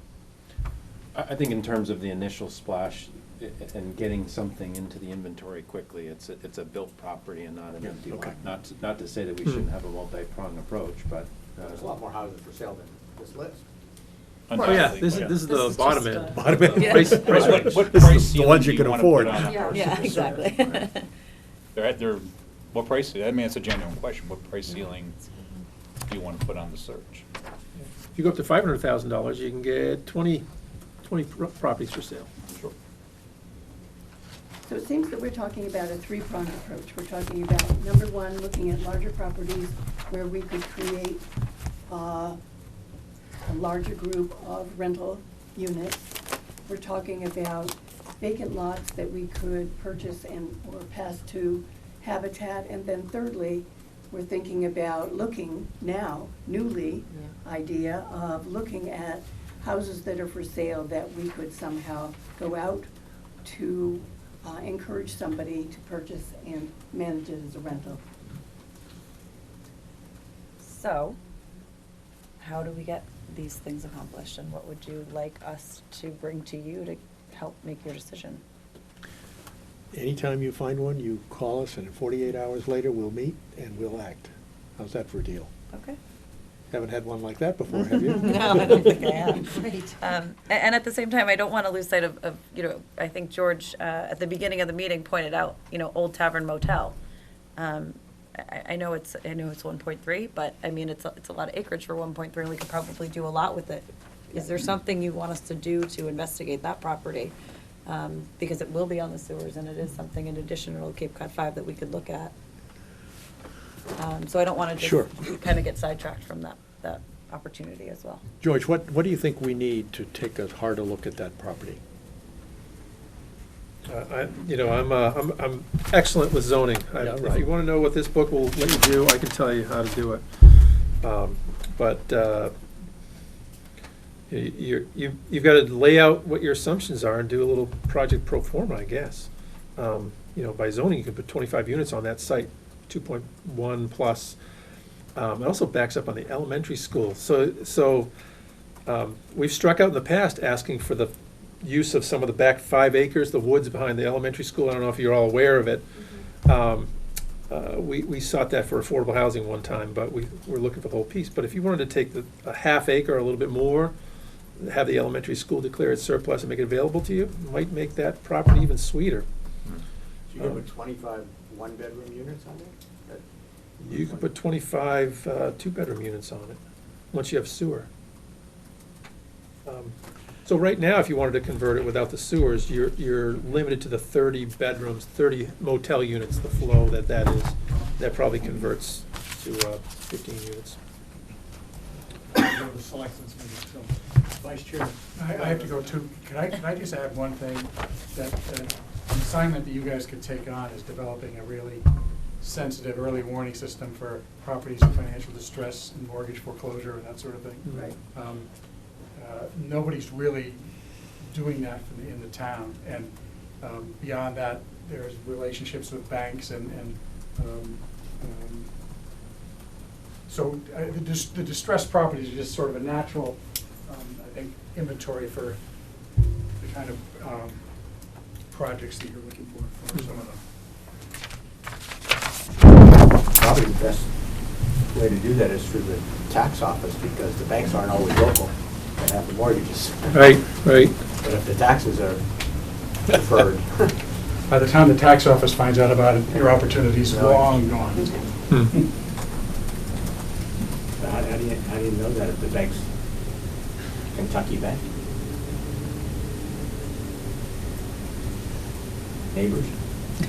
Maybe. Moving on. Registry filing? Well, can't we find out about the tax situation from our own assessor's office? I mean, that's the first thing. Well, from the collector, you can find out who's in arrears, and there's probably some threshold after which they could make that information available to you, not immediately. Continue on the motel, because that sounds like a viable option. So it's operating now, I'm not familiar with it, it's operating now as a motel? It operated last year, it's closed right now. So the selectmen issue a license, your annual license, right? Right. So it has to pass, is there a restaurant in there? No. So it doesn't have to pass the Board of Health or anything? Has to have an annual inspection by the Board of Health to operate. Are there kitchens in it? No, I think it's just a motel. So has the owner had any bites? Is it doing that? You said there was one interested. Yeah, there is. I'm informed that there's an active buyer researching it, is going to the Board of Health looking for some relief from that septic replacement. I don't know how that will go. Because to offer a lower price, but the property is being sold to a nonprofit, may give them, there may be a balance with the tax Right. incentive. Right, make them whole and then some, right. To lower the price to make it more viable. Henry, do you understand those things enough to talk to a Realtor about how it might work? Or do you have to know the financials of the seller? The way the rules are written, it's always subject to the person's individual tax situation, because, you have to, but we could speculate. I mean, the rents are public information, right? What the room's rent for, right? We could figure something, if he's at the 20, 30, or 50% tax bracket. Right. Once you get up there, you can only take a percentage of your income as a donation. You know, whereas, you know, a lot of people can take whatever their donation is, whatever the money they contribute as a donation. But if you're making Trump type of money, you don't pay taxes, I guess, right? I was about to say. But if you're making big money, you're not gonna get 100% tax. Right. But there's definitely an incentive. I'm just trying to get the price low enough because, you know, you're buying the property, which may or may not be able to be improved. You may be buying the property and tear it down Right. and build 20 Likely. years, right? I would think so. Go back yeah. to that discussion. Is this a And- local owner? Yes, yes. But I also, I don't know anything about this, so forgive me. We had talked about bonding it as opposed to just writing a check, because 1.3 would be more than, would be more than what you have right now until town meeting. Bonding it and how you can really stretch the money, so if we needed it for Cape Cod 5, it would be available, but yet securing another lot at the same time. I don't know if that hits anybody's wheelhouse. Well, that's a new feature that we didn't have available prior to this, and I'm not honestly entirely sure how that works. Are we able to access the town's credit rating? No. No. Okay. No, but you are, because you have a dedicated income stream, you can go to a bank and borrow against that. Okay. So we're it'd be a talking conventional. Conventional, not municipal. Yeah. Oh, is that what you meant? Borrow money, not bond. I thought you Yes. said bonding. Well, I did say bonding, because that's the term somebody used to me, but I don't actually know what the difference is. Yeah, we're in town hall, so you say bonding, but it's not, it wouldn't be bonding. Right, so that- The difference is- So that the Right. trust could buy the property, get a mortgage on it, hire someone to rent it out for a couple of years until such time you get all the deductions. Yeah, so if you're serious about pursuing that idea, I want to talk to our town council to see if the trust would be able to convey it to another entity to run for a couple of years. And of course, you'd have to replace the septic system at some cost anyway. What is the septic situation today? It has cesspools that function physically. And it has not failed, because this. They're categorical failure. When you transfer a property with a cesspool, you have to replace it. All right, all right. As an adjunct to all the good stuff we get housing here, this thing is about 4 feet above Bowling Pond. And all that effluent is going into Bowling Pond very, very quickly, even though it's a legal cesspool.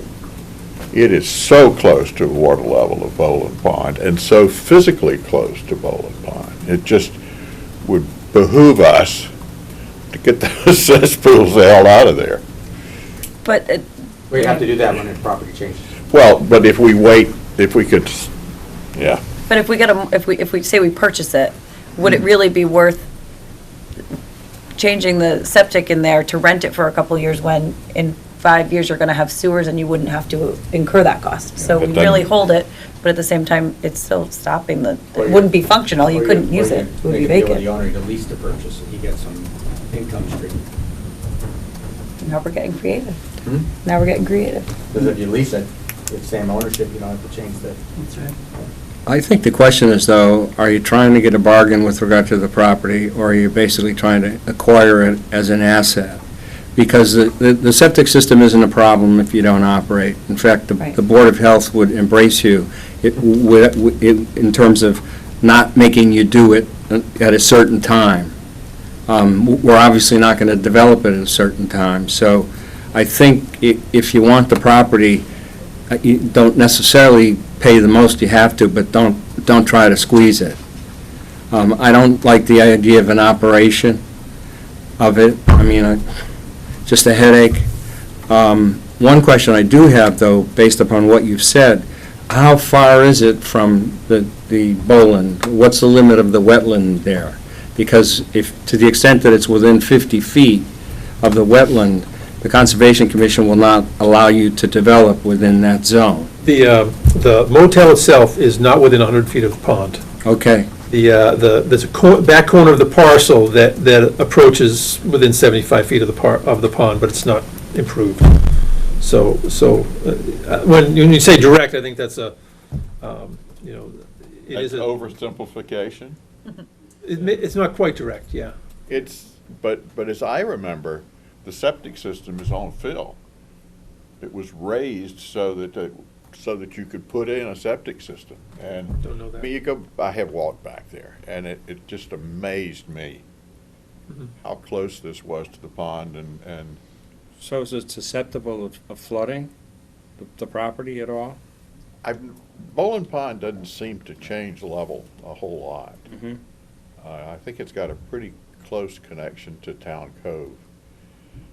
Surprisingly, it is the coldest pond in Orleans, which says that there's a huge flow into that pond from the groundwater. And if there's a huge flow in, and it ain't overflowing on 6A, that means there's a huge flow out as well. Yeah. It's an expression of the groundwater table. It's an interesting hydrology. What's the sales tax on the motel? Is it 6%? Orleans, I think, is 4, right?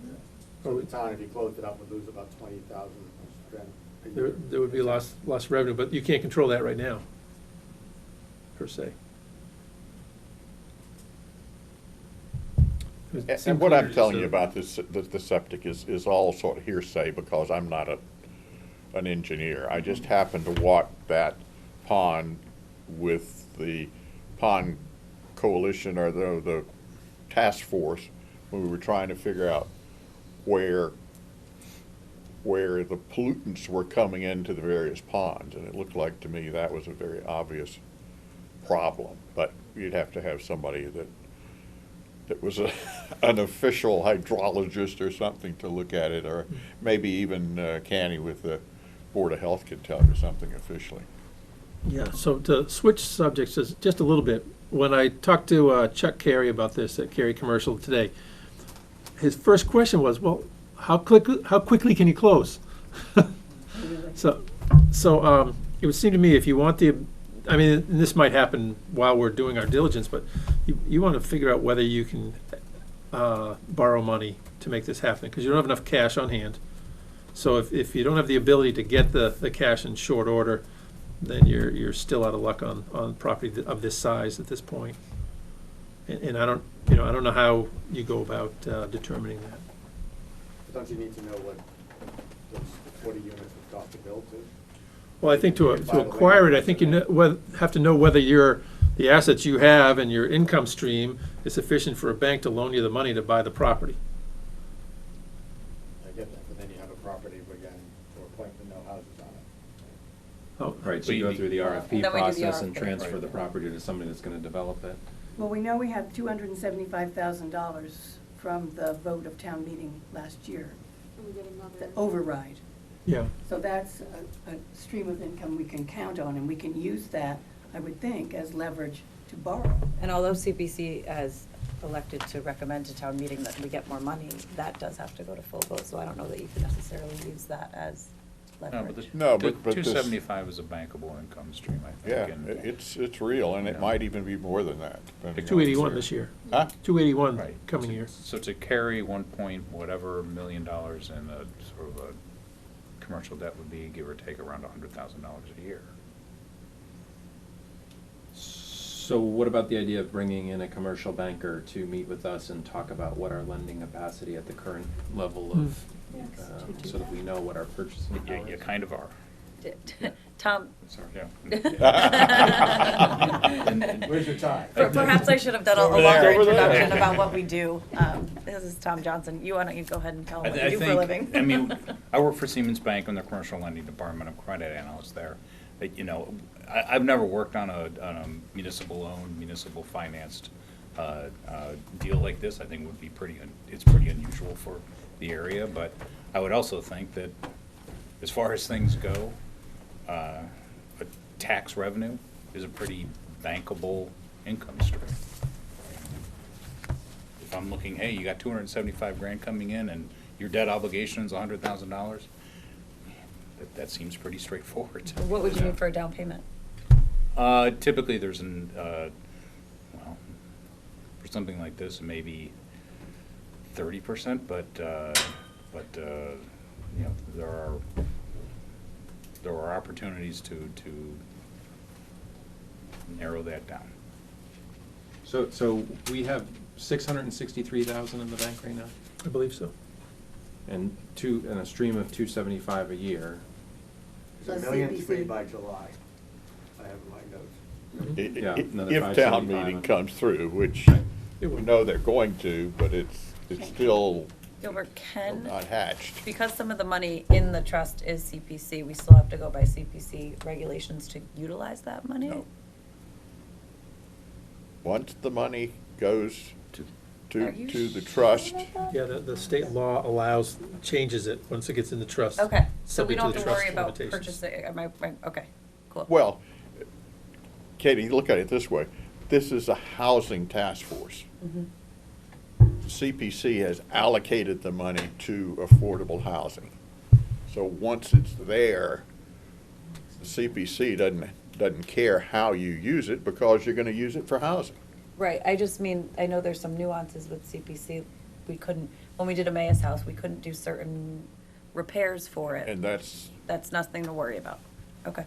it's, once you throw the 300 over the transom, it's there. And the CPA Act doesn't have any effect or no way to touch it. So that isn't a restriction that I was. So moving into action mode, what action might we want to consider if we wanted to pursue this at all, to find out more about it? I mean, I can have a conversation tomorrow, just, not saying the Siemens Bank would be the bank, just to say how a bank would look at this in general. Would the trust like to take a vote to ask him? Well, No, I need to say that, I think the more information, the better. I think just Yeah. in general to know and It's a general running the numbers in conversation. my head. It sounds like we have the capacity to borrow 2 million. We have 600 in the bank. So right now we have about $2.5 to $3 million of purchasing capacity.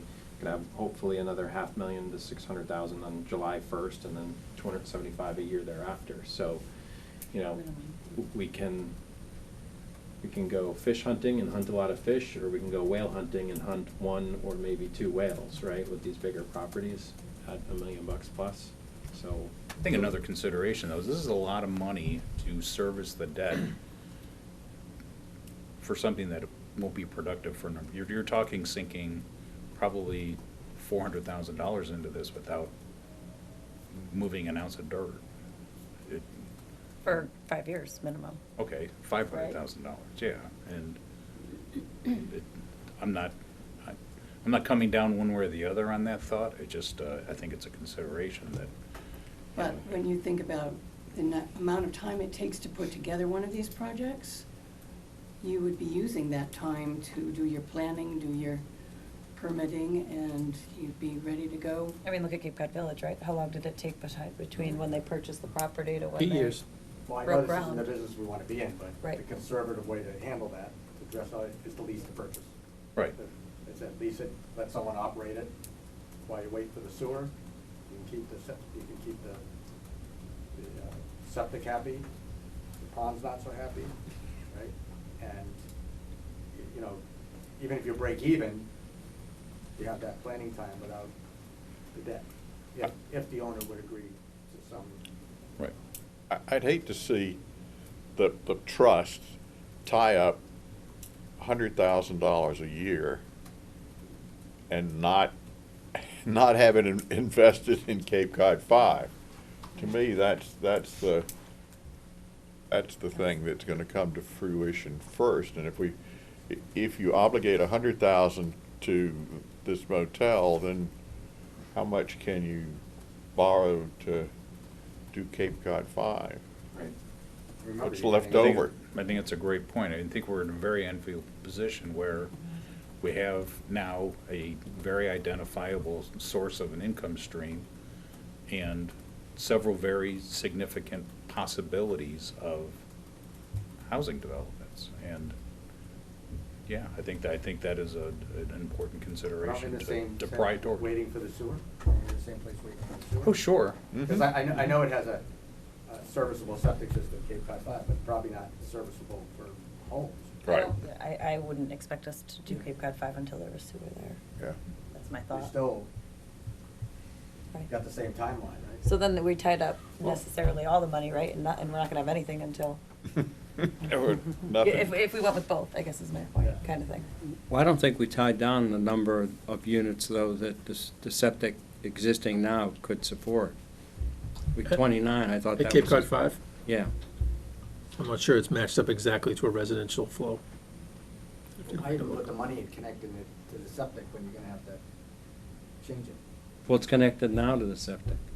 But That's that the would contrast. require you to, I'm sorry, that would require you to use the footprint as opposed to taking the land and utilizing it to do the most with it for the number of units. Well, presumably, we're going to retain the existing structure. I don't know that that's a presumption I'm willing to bank on at this point. I think part of what we're trying to do with the developer is trying to find, is it worthwhile to knock it down? What's the cost differential? What's it gonna look like? I didn't want to take any options off the table until we got that report. When is that coming? 90 days from this week. The report will be completed in 90 days? But I'm So sorry, the Matt. contrast that I would draw between the properties is this: with Cape Cod 5, you have a functioning septic system as far as we know. And Yes. so let's just say that the 29 is a studied number, and that's the equivalent number of bedroom flow that you have there. At the motel, you can't do anything until you sink money into a septic system that hopefully becomes obsolete in 5 years because we've got a thriving sewer system. At Cape Cod 5, you could tomorrow put a shovel in the ground and do a phased development where you build 29 bedrooms now and have an empty shell of a building at the end of the building that then gets fit out in 5 years when you have a new pipe connected, right? So you can act there a lot sooner than you could at the motel or without investing dollars into it. And Cape Cod 5 isn't asking how quickly can you guys close? Right. They're holding it But for, we don't have to wait 90 Yeah. days to find out the size of the septic system. That's gotta be in the record. Oh, I'll find that out as soon as Town Hall opens tomorrow morning. I think that idea of a phased development That's a good idea. is wonderful.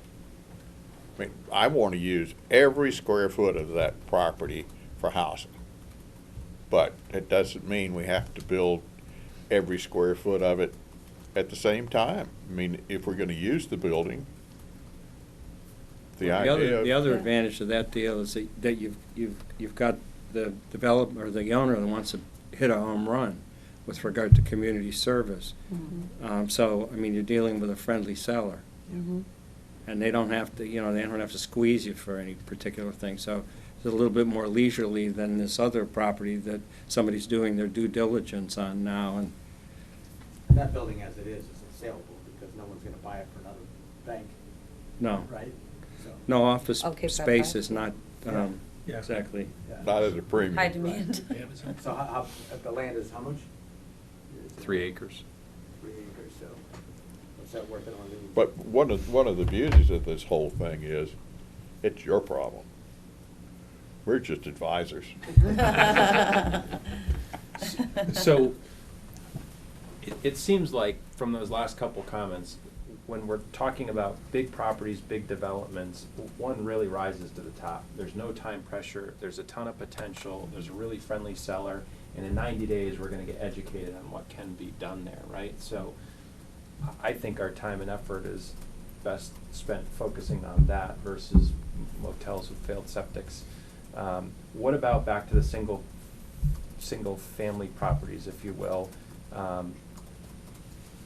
Do we want to ask the assessor to call out from their database properties of a certain value and lower? Do we want to query realtors? How do we want Do we want to to put out the expand upon RFP? this list? Decide is this buy the properties, give it to somebody to put in year-round? Is this what we're talking about? Do we need to find somebody who's willing to do that work first? Well, shouldn't we identify properties that could, so that the person is, if Right. we have someone who. For real numbers? Yeah, for real numbers, and they see the property, what it looks like, the potential, perk tests, all that, instead of blindly saying, yeah, I'll do this, and then we hand them a, Sure. Well, but Matt's right. It's just a matter of how much you adjust the sale price to make it work. Right. That's what it comes down to. It'll work. Somebody will want to. Yeah, if you give them the land, somebody will take it. So do you want to troll for all Somewhere properties in between town, or giving it just to those them that and- are available? Right. Well, I Pay think them to take it. I think, again, back to the idea of anybody in arrears on taxes, the idea is should we make folks that own a property of a certain value, within a certain range that we're interested in, should we let them know that we're here, number one, and number two, how do we expand upon this list? Because it didn't seem like we all got excited about any one property. So how do we expand onto something that we could potentially look at to do quickly and one-off and? I also want to be careful, though, because if you're going after people who are not paying their taxes, you might necessarily be targeting people that are also low income, that may be able to stay in their homes with some assistance with their taxes. Maybe we should be So I just subsidizing wanna- them rather Yeah, than I just want to be careful chasing them about out. who we're, exactly, who we're targeting. Yeah, absolutely agree. If it's on the market, however, That's then you want to save it for your housing stock so that it doesn't get scooped and moved into short-term rental as some investors. It could be on the market by the bank. The owner could be already. Or taken out. if it's like a non-resident taxpayer, Right. summer house that someone's here for 2 weeks and then gone. Mhm. I mean, not to sound cruel, but You're right. somebody in town could live there who doesn't live in, I mean, that's one way West to filter Hartford, the list. Connecticut, Anybody sure, with a no. mailing Yeah, address there's out one- of there's town, one out down of the state, street from whatever. me. Absolutely, You or know, not registered just to to send vote some or sort of a whatever it is. flyer to say, hey, we're On Barley interested Neck, before you it call was the sold by the realtor, bank. come in and see us. Somebody kind of came thing, in you know what I mean? and he immediately put his own sign up, because he was just gonna flip it. Yeah. So he bought it for paying off the mortgage. Right. there's a And the house. taxes that he's gonna flip it. It'd be great if we could have been in the middle and got it for the $200,000 or whatever. So how do you get that communication so we're early in the game, not late in the game? I don't know where the bank was. I mean, I just heard about, walking the dog. Yeah. Well, even there's a house for sale by owner right across from Meeting House Road and the church. There's like team back in the woods property and it just says for sale by owner. We never see that. No, but they would still put it on multi-listing. I don't- Sale by owner, yeah. I don't know that they can. Yeah, I don't know that they have access to it. You can't get into Oh, MLS. yeah. Oh, yeah. Owners, it's like $50. Yeah, the whole, people selling their own houses is a lot more popular today. You can list it. So would you like There's a to, for sale by owner list. and this is not where, would you like to develop a mailing list of seasonally occupied properties under a certain assessed value? And see how many properties we're talking about and consider whether you want to do a mass mailing? I mean, there's no harm in doing the research on it. It's not hard. What's the number? Somebody asked that before. What's the number? Yeah. Yeah, 300? 500? don't bother with 300. Yeah. Yeah. Too short a list. I think 5's a good Yeah. spot.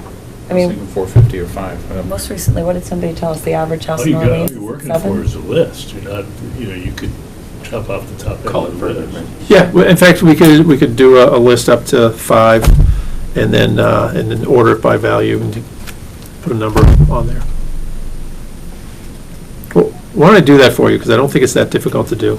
And we can, you can take it from Getting back there. to mass theory, for people like you, you think about it, you could do 5 of these. Because if you found 5 houses for $500,000, they're movable, okay, houses, that's not a word, right, movable. It is now. I gotcha. Houses, you had to subsidize the purchase for this to-be-determined management company for $200 each, right? So he was buying a $500,000 house for $300,000, he has to rent it for an affordable price. You just got, for 2, 4, 6, 2 times 5, for $1 million, you got 5 people homes, right? So what does $300,000 cost you on a monthly basis for a mortgage? Cost you $2,500? Has to go over time. For a mortgage? Yeah, 2? $1,500. $1,500, okay. Plus taxes and insurance, right? Because you're a renter, you're gonna rent this house out. So you're at $1,800. So maybe that doesn't quite get you there, because if. That's a $450,000. Right, right. What's the West Road property, it's a 3-bedroom that the people would pay?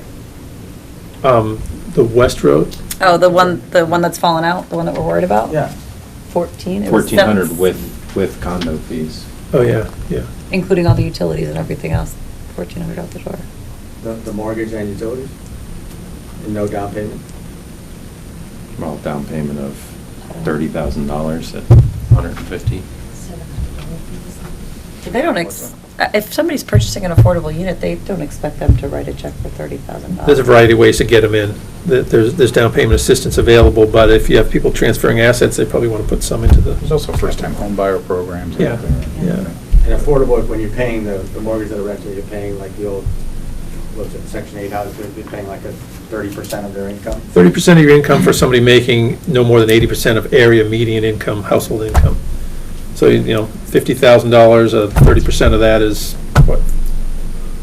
Come on, Tom. I didn't hear the beginning. 15? What? So they could pay $1,200 a month, basically. Yeah.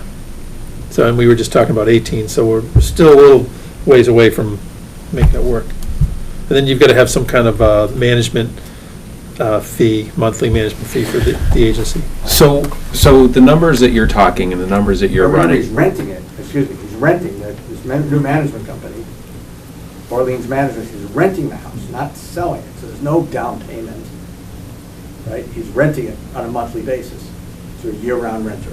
Yeah. Affordable.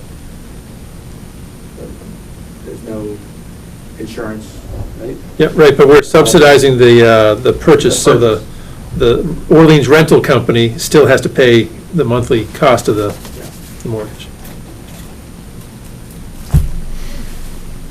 So I guess as a comparative example, if you want to just run this West Road one down a little bit further, I mean, this at a market rate is 380,000, we said? Yeah, sure. So again, if this were a market rate unit that we wanted to convert, it would cost us $230,000 for one single two-bedroom unit. I mean, in subsidy. Right. If we bought a market rate unit of similar size, similar specs, similar location, right? But back to the numbers that you were running. The numbers that you were running were capital A affordable, income limits, and rent limits, right? Which all of those programs typically go up to folks earning up to 80% of area median income. And I think an important consideration of this group is we need to decide who we're here to benefit, and do the spectrum that we want to benefit go beyond that. I would tell you, people making area median income, making 120% of area median income can't afford to live here. So I would love to see this group go beyond that capital A affordable spectrum and seek to help and impact more than just those in that band. I would agree as well. I think if we really were realizing this, I think we could write those rules. You know what I mean? We could say it's 120 because it's all town money. You could really make any rules that you wanted. That is typically what Penrose did in their development. They had some houses that are 80, some that were 100, and I think some 120, that income limit. You have some at market, too. And you could Yes, even- and then they had Right. some at just, I think you could even tie it to what HUD sets as rates, rental rates. HUD, every year, it puts out, this is what a market rent is for, this is what Section 8 tenants can get. It's in Orleans and Barnstable County, it's like $1,800 for a 3-bedroom. I know if you're gonna get a 3-bedroom in Orleans, I don't think you're gonna be paying $1,800. I think you're gonna be paying more than that. But you can tie it to those to make sure the rents don't go through the roof. So once I Googled houses for sale in Orleans, and I got a map with a lot of dots on it, and there were some dots that had red marks in the middle of them, and those were houses that were for sale that were, what am I meaning to say? Distressed. Pre-foreclosure. That's the word I'm looking for. So we could just simply do our own research. You know a house? We could do our own research and, again, try to bring in as much information as we could from all different sources. But it seems like the trust has this challenge of where are the priorities? And the housing committee and the study lays out some goals. The goals that we were talking about just earlier did not get into the income levels, but that would be easy enough to factor in. And I do think that more time on actually adopting a sort of set of priorities would help us make these decisions. We could say, our goals are these. Project A gets us this far, Project B gets us that far. And it would help us make decisions. Yep. Otherwise, we're just going to be scattershot, and I think that's And then really we could be, important. we wouldn't have any powder dry for some other opportunity that is higher value for our goals. I mean, I think Gilbert kind of hit the nail on the head. I mean, I think this conversation has sort of revolved around is we need rentals. Yes. And then as ownership opportunities make themselves available, we take advantage of it. I think the problem with that is it skips this new sort of idea that I think is really worthwhile. Doesn't have So to. how do we Those two work can, that? those two can happen together. Yeah. And I think that, I think you have some goals, you can always adjust them, but you also have to then have some strategies. And there's been several, maybe 3 good strategies talked about, and which this strategy helps us get towards this goal, and this strategy helps us get towards that goal. Is anybody here involved in the Conservation Trust? If they go out and they look for people that donate their properties. So I think we should get on the same radar screen. You could certainly Don't have to take solicit, them all, but- let people know you're here. Yeah. I mean, the people that have found, they've donated already. So I think it's definitely worth an educational process to let people know that they can if they want to. Well, among the goals of what I think the trust should be doing is some kind of building on the outreach and the education that's already started. But people in the town do need to know more and more about this need and to have a kind of human face on it that would motivate people to be supportive of it. And that can only help when we're with Cape Cod 5 and other people that they see, that the community is looking for. It's a tangent on what we've been talking about, but I think it would make a difference. I think the best advertising you could do is do something. And the do something that I see is buy 16 Old Timers Lane and get on the Habitat schedule. Then all of a sudden, you've got something to talk about. You've done something. You're not just, maybe it's not our number one priority, but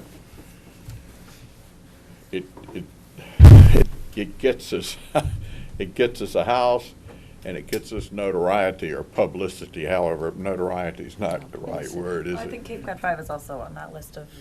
But it's a long time. So I think, I'm agreeing with what you're saying.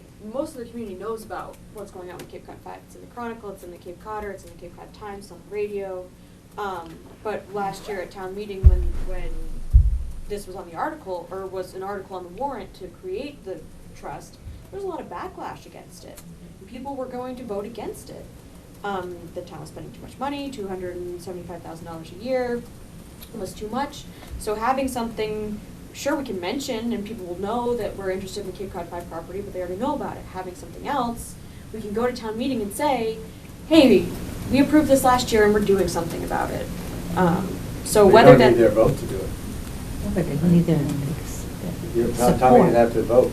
No. the No, we selectmen need just their have to approve it. continue Yeah, support. no, I mean, you can do this before town meeting and say, And just- we want another 300,000, which CPC is on the hook for recommending. We're gonna vote on it tomorrow night to put it on the warrant that says 300,000 to you guys. Yep. But if we bought the damn thing and we had our picture in the paper with Vicki Goldsmith and do it in front of a house that we built in Bevan Way, I mean, that's your advertising. Right. I mean, I'm sorry, that's not all of your advertising, but that really gets you on the radar. But that's a ownership. That is a house that we own, so. It's not our number one Right. priority, Right, but sure, it. But it gets it's- something. I agree with you that we need to Yeah. do something. Yeah. You don't want to just keep collecting money with the hope to Right, eventually. because we'll- there are people who do watch the numbers and who will get up and people who aren't as educated about it hear these things at town meeting and they say, okay, yeah, that person is questioning those numbers, I'm gonna vote as that person votes. And then unless someone gets up and speaks eloquently against it, you know, they need. Well, I think if you work with Habitat for Humanity, you're sort of immunized against some of the backlash. Oh, yeah. That's the beauty of them. Oh, yeah. They're good. Absolutely. Just, So I'm suggesting to you guys, Go buy something. do it.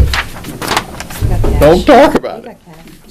So my only trepidation there is, well, I guess twofold, is the amount of time. If we're talking about doing this somewhat quickly to then have results to show, I love that idea, but it sounds like with Habitat, we're talking a 2 or 3 year process for a Yes. single house. Yes. So I think, number one, that's my one trepidation, that feels awfully long for our first out-of-the-gate purchase, that we're trying to do something quickly. So maybe whoever has a Habitat connection could have a conversation to say, hey, is there any way to get this moved up, you know, Well, faster in the, you know, sooner in the build schedule? And It's the still second- going to be 2 years, but we had the same problem in Wellfleet. And we put up a big sign out on the road that says, "Future's home of Habitat for Humanity," so people could see something. It doesn't have to be built, but just something. Yeah. Just anything. I mean, I dug the holes. I know where that sign is. What was your other one, Matt? It's still So the other point is the total funds. You know, I haven't checked since the snow. If town meeting votes on the extra $500,000 this year, we're sitting on 1.2, 275 a year over the next 9 years. We're talking about a 10-year horizon.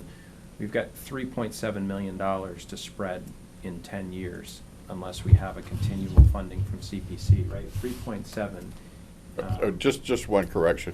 Town meeting is only going to vote on 300. The 280 is coming whether they want it to come or not. well, there is a warrant article for that. It's a separate town meeting action Yeah. at this point. The 280, I thought that was already done. So like when you override for a fire, for a, you know, police officer, that gets put into the budget and you never see it again. I think after a couple of years, this 270, the 275 for affordable housing will be rolled into a budget somewhere, but it hasn't, thus Okay, far, I- it's gonna be a I- town meeting Al- this year. And Alan and I had the conversation, I didn't have an opportunity to tell you guys about it, but yeah, there is gonna be a warrant article that needs All to right, be. I was Okay, totally misunderstood that then. Um, I think that dramatically changes our lending capacity. I agree. Yeah, I absolutely. would, That's- Completely. I would just suggest you have that conversation with Alan, because he's much more in the loop, and they just voted on it at a recent Board of Selectmen meeting to put the article in, based on a recommendation from the DOR. So there was a long conversation that went around that. Well, we vote on Half went over everything my at the head. town meeting. We Right. vote on the budget. So this is no different. It's just it's Yeah, right. not under the budget umbrella. Which is a big difference, if you ask me. Yeah, if it's not an income stream, we're not, It's a you can't lot borrow easier to against vote it. no for 275 than vote no for our whatever, $33 million town budget. Yeah, and it ups the political strategy of doing something soon or of having visibility with a positive image, because we have to get that vote every year for at least short term. so George, you had mentioned talking to Carrie about the motel property. Have you dipped your toe into the waters with regard to this Old Timers Lane? I have not. I'd be glad to. I'd like to walk it with somebody who has some capacity beyond my own. I don't know, Matt, if you can take a few minutes to just go see the property with me on a short term. From what I know of it, it's a fully released subdivision, old subdivision parcel that's just being liquidated, and it's, it's on a dirt road, but it's a good road. How long's it been on the market? Like 8 days, 8 days? yeah. So where is Old Timers Lane? It's right off of Monument Road. Yeah. No, is it 28. Monument or it's 28? Julie, if you go down Monument past It's Crystal between the Lake, two. It Oh, they runs- connect connect them? right. Yeah. Oh, Okay. So It goes right over to past 28. Pilgrim Lake, Crystal Lake, Okay. you go on Monument. Is it owned by a Oh, neighbor? yeah, all right. yeah. Will Joy used to live down there. Oh, okay. Yeah. That, it's part of the Joy property? Part, near the Joy property, yeah. Yeah. It So- comes in not too far above, it comes into 28, not too far above the Church of the Holy Spirit. And the property may even back up on the Church of the Holy Spirit. Does it also have access from Monument? Yes, Or- it does. Oh, so Monument and, Oh, no, the property or the road? oh, no, Yeah. the property. Yeah, you just pick which side has the least potholes and you go out that way. Okay. So, if I may. Yeah. The follow-ups that I got a general seek a house to buy and rent, I'll get to that. Matt mentioned early warning system for distressed properties, and I'll talk to see how we can flag properties that are in tax arrears and when. Find out if the owner of 151-6A would agree to a lease to purchase. And by the way, I'm glad we had the conversation, but I never want to act under like time duress, because you guys don't need that yet. Get the septic flow in gallons for the Cape Cod 5 building, match it up with bedrooms, see if it's all set. Develop a mailing list of seasonally occupied properties under $500,000 assessed value, using up-to-state assessor's data. I'm going to contact Jay at the Community Development Partnership about whether they can take on scattered rental units in the future. I know we've had the conversation. I'll contact Habitat about how fast they could do a single in Orleans, and we'll follow up on 16 Old Timers Lane. So what's the follow-up on 16? It's the free-ranging discussion. So what's the follow-up consist of? On Just 16? inspecting the property and, Yeah, is there any red flags that this is possibly not a good, easily buildable lot? oh, no, I'm thinking about whether I mean, there's a broker involved at this point, right? I assume so, yeah. So, I mean, it would be interesting to know whether it's in play. Whether there's an offer on it, I'll find that out, yeah. Yeah, first question. And then I think just as a wrap-up for our meeting, I think our direction is we're going to start looking at single-family homes that might be within a price range that you guys would consider for this year-round rental program. We'll wait to see what happens with the Cape Cod 5 architectural build. And then also keep on the lookout for vacant lots that we could also hand over to Habitat at the same time. So looking at the agenda, I think that's good. Looking at the agenda, the last coordination of activities, roles, and communications, I don't feel like we've really hit on that point. And so the query as to whether it would be good to at our next meeting to spend half an hour on that, i.e., is it a good idea to have another joint meeting? I think what would help us in that is when you guys have sort of had a conversation tonight about what your goals are going to be. When those are identified, I think we can adapt in how to be supportive of those goals. Okay. So maybe if you wanted to put them down on paper and send them our way. I think if there were some brief discussion at this point about, does it make sense to, what's the frequency of joint meetings? Is it as needed? Is it quarterly? Is it every meeting? Is it, bi-monthly, whatever? I guess I would suggest probably as needed at this point, based on Alan's sort of invitation to, when we find something, let me know, and I'll get it on the agenda within 48 hours. How often do you meet? We only meet once a month, first Wednesday of every month. But the time of our meeting and the time that you all have chosen for your meeting overlaps. Well, the reason that I suggested that we have a follow-up meeting to this is that speaking for myself as a member on this side of the table, I've learned a great deal, not just from you, but also from the other members. And I think it was a very productive conversation. And I'm interested in exhausting the possibilities with regard to that conversation.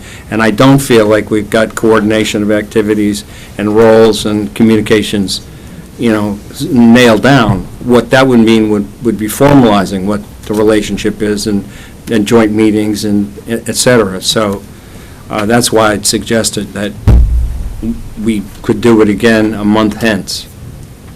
I think it's a great idea, it's and I will say, for somebody who's been on the Affordable Housing Committee for a bunch of years, this is the first time we've actually had a conversation that's been proactive with financial horsepower behind us, which Yeah. is Exciting. exciting for us. Yeah, Yeah, it absolutely. I is. was sure I was speaking for everybody that, and it's a little bit new, and I think meeting again in a month is a great idea, because I think we have some more things to sort out, but this Okay, is, so- this is a new conversation for us. I think it would be helpful to shorten the conversation if we met before our next meeting. Yeah, I think we need to meet. So that means we need to meet within 2 weeks if we're going to meet same time next month, which is fine with me, and we can schedule that if everybody's comfortable with an extra meeting. We meet once a month. So, We coordinated, or I think, I would say, why don't we meet the first Wednesday of the month?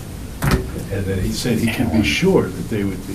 available? We did meet every 2 weeks because we thought the 261 Tonsett property was Okay. under direct. So, do you want to set your next meeting, or would you think that you? We'll set the meeting for the first, I'm going to overstep my authority, but, no, for the first Wednesday of April. April 3rd. Okay. And let's make it at 4 o'clock. Or alternatively, we could meet at 4:30, which is the time we usually meet, and you all could meet an hour before that. So we do have a couple work restrictions, so 4:30 is better for us. Okay. Just generally speaking.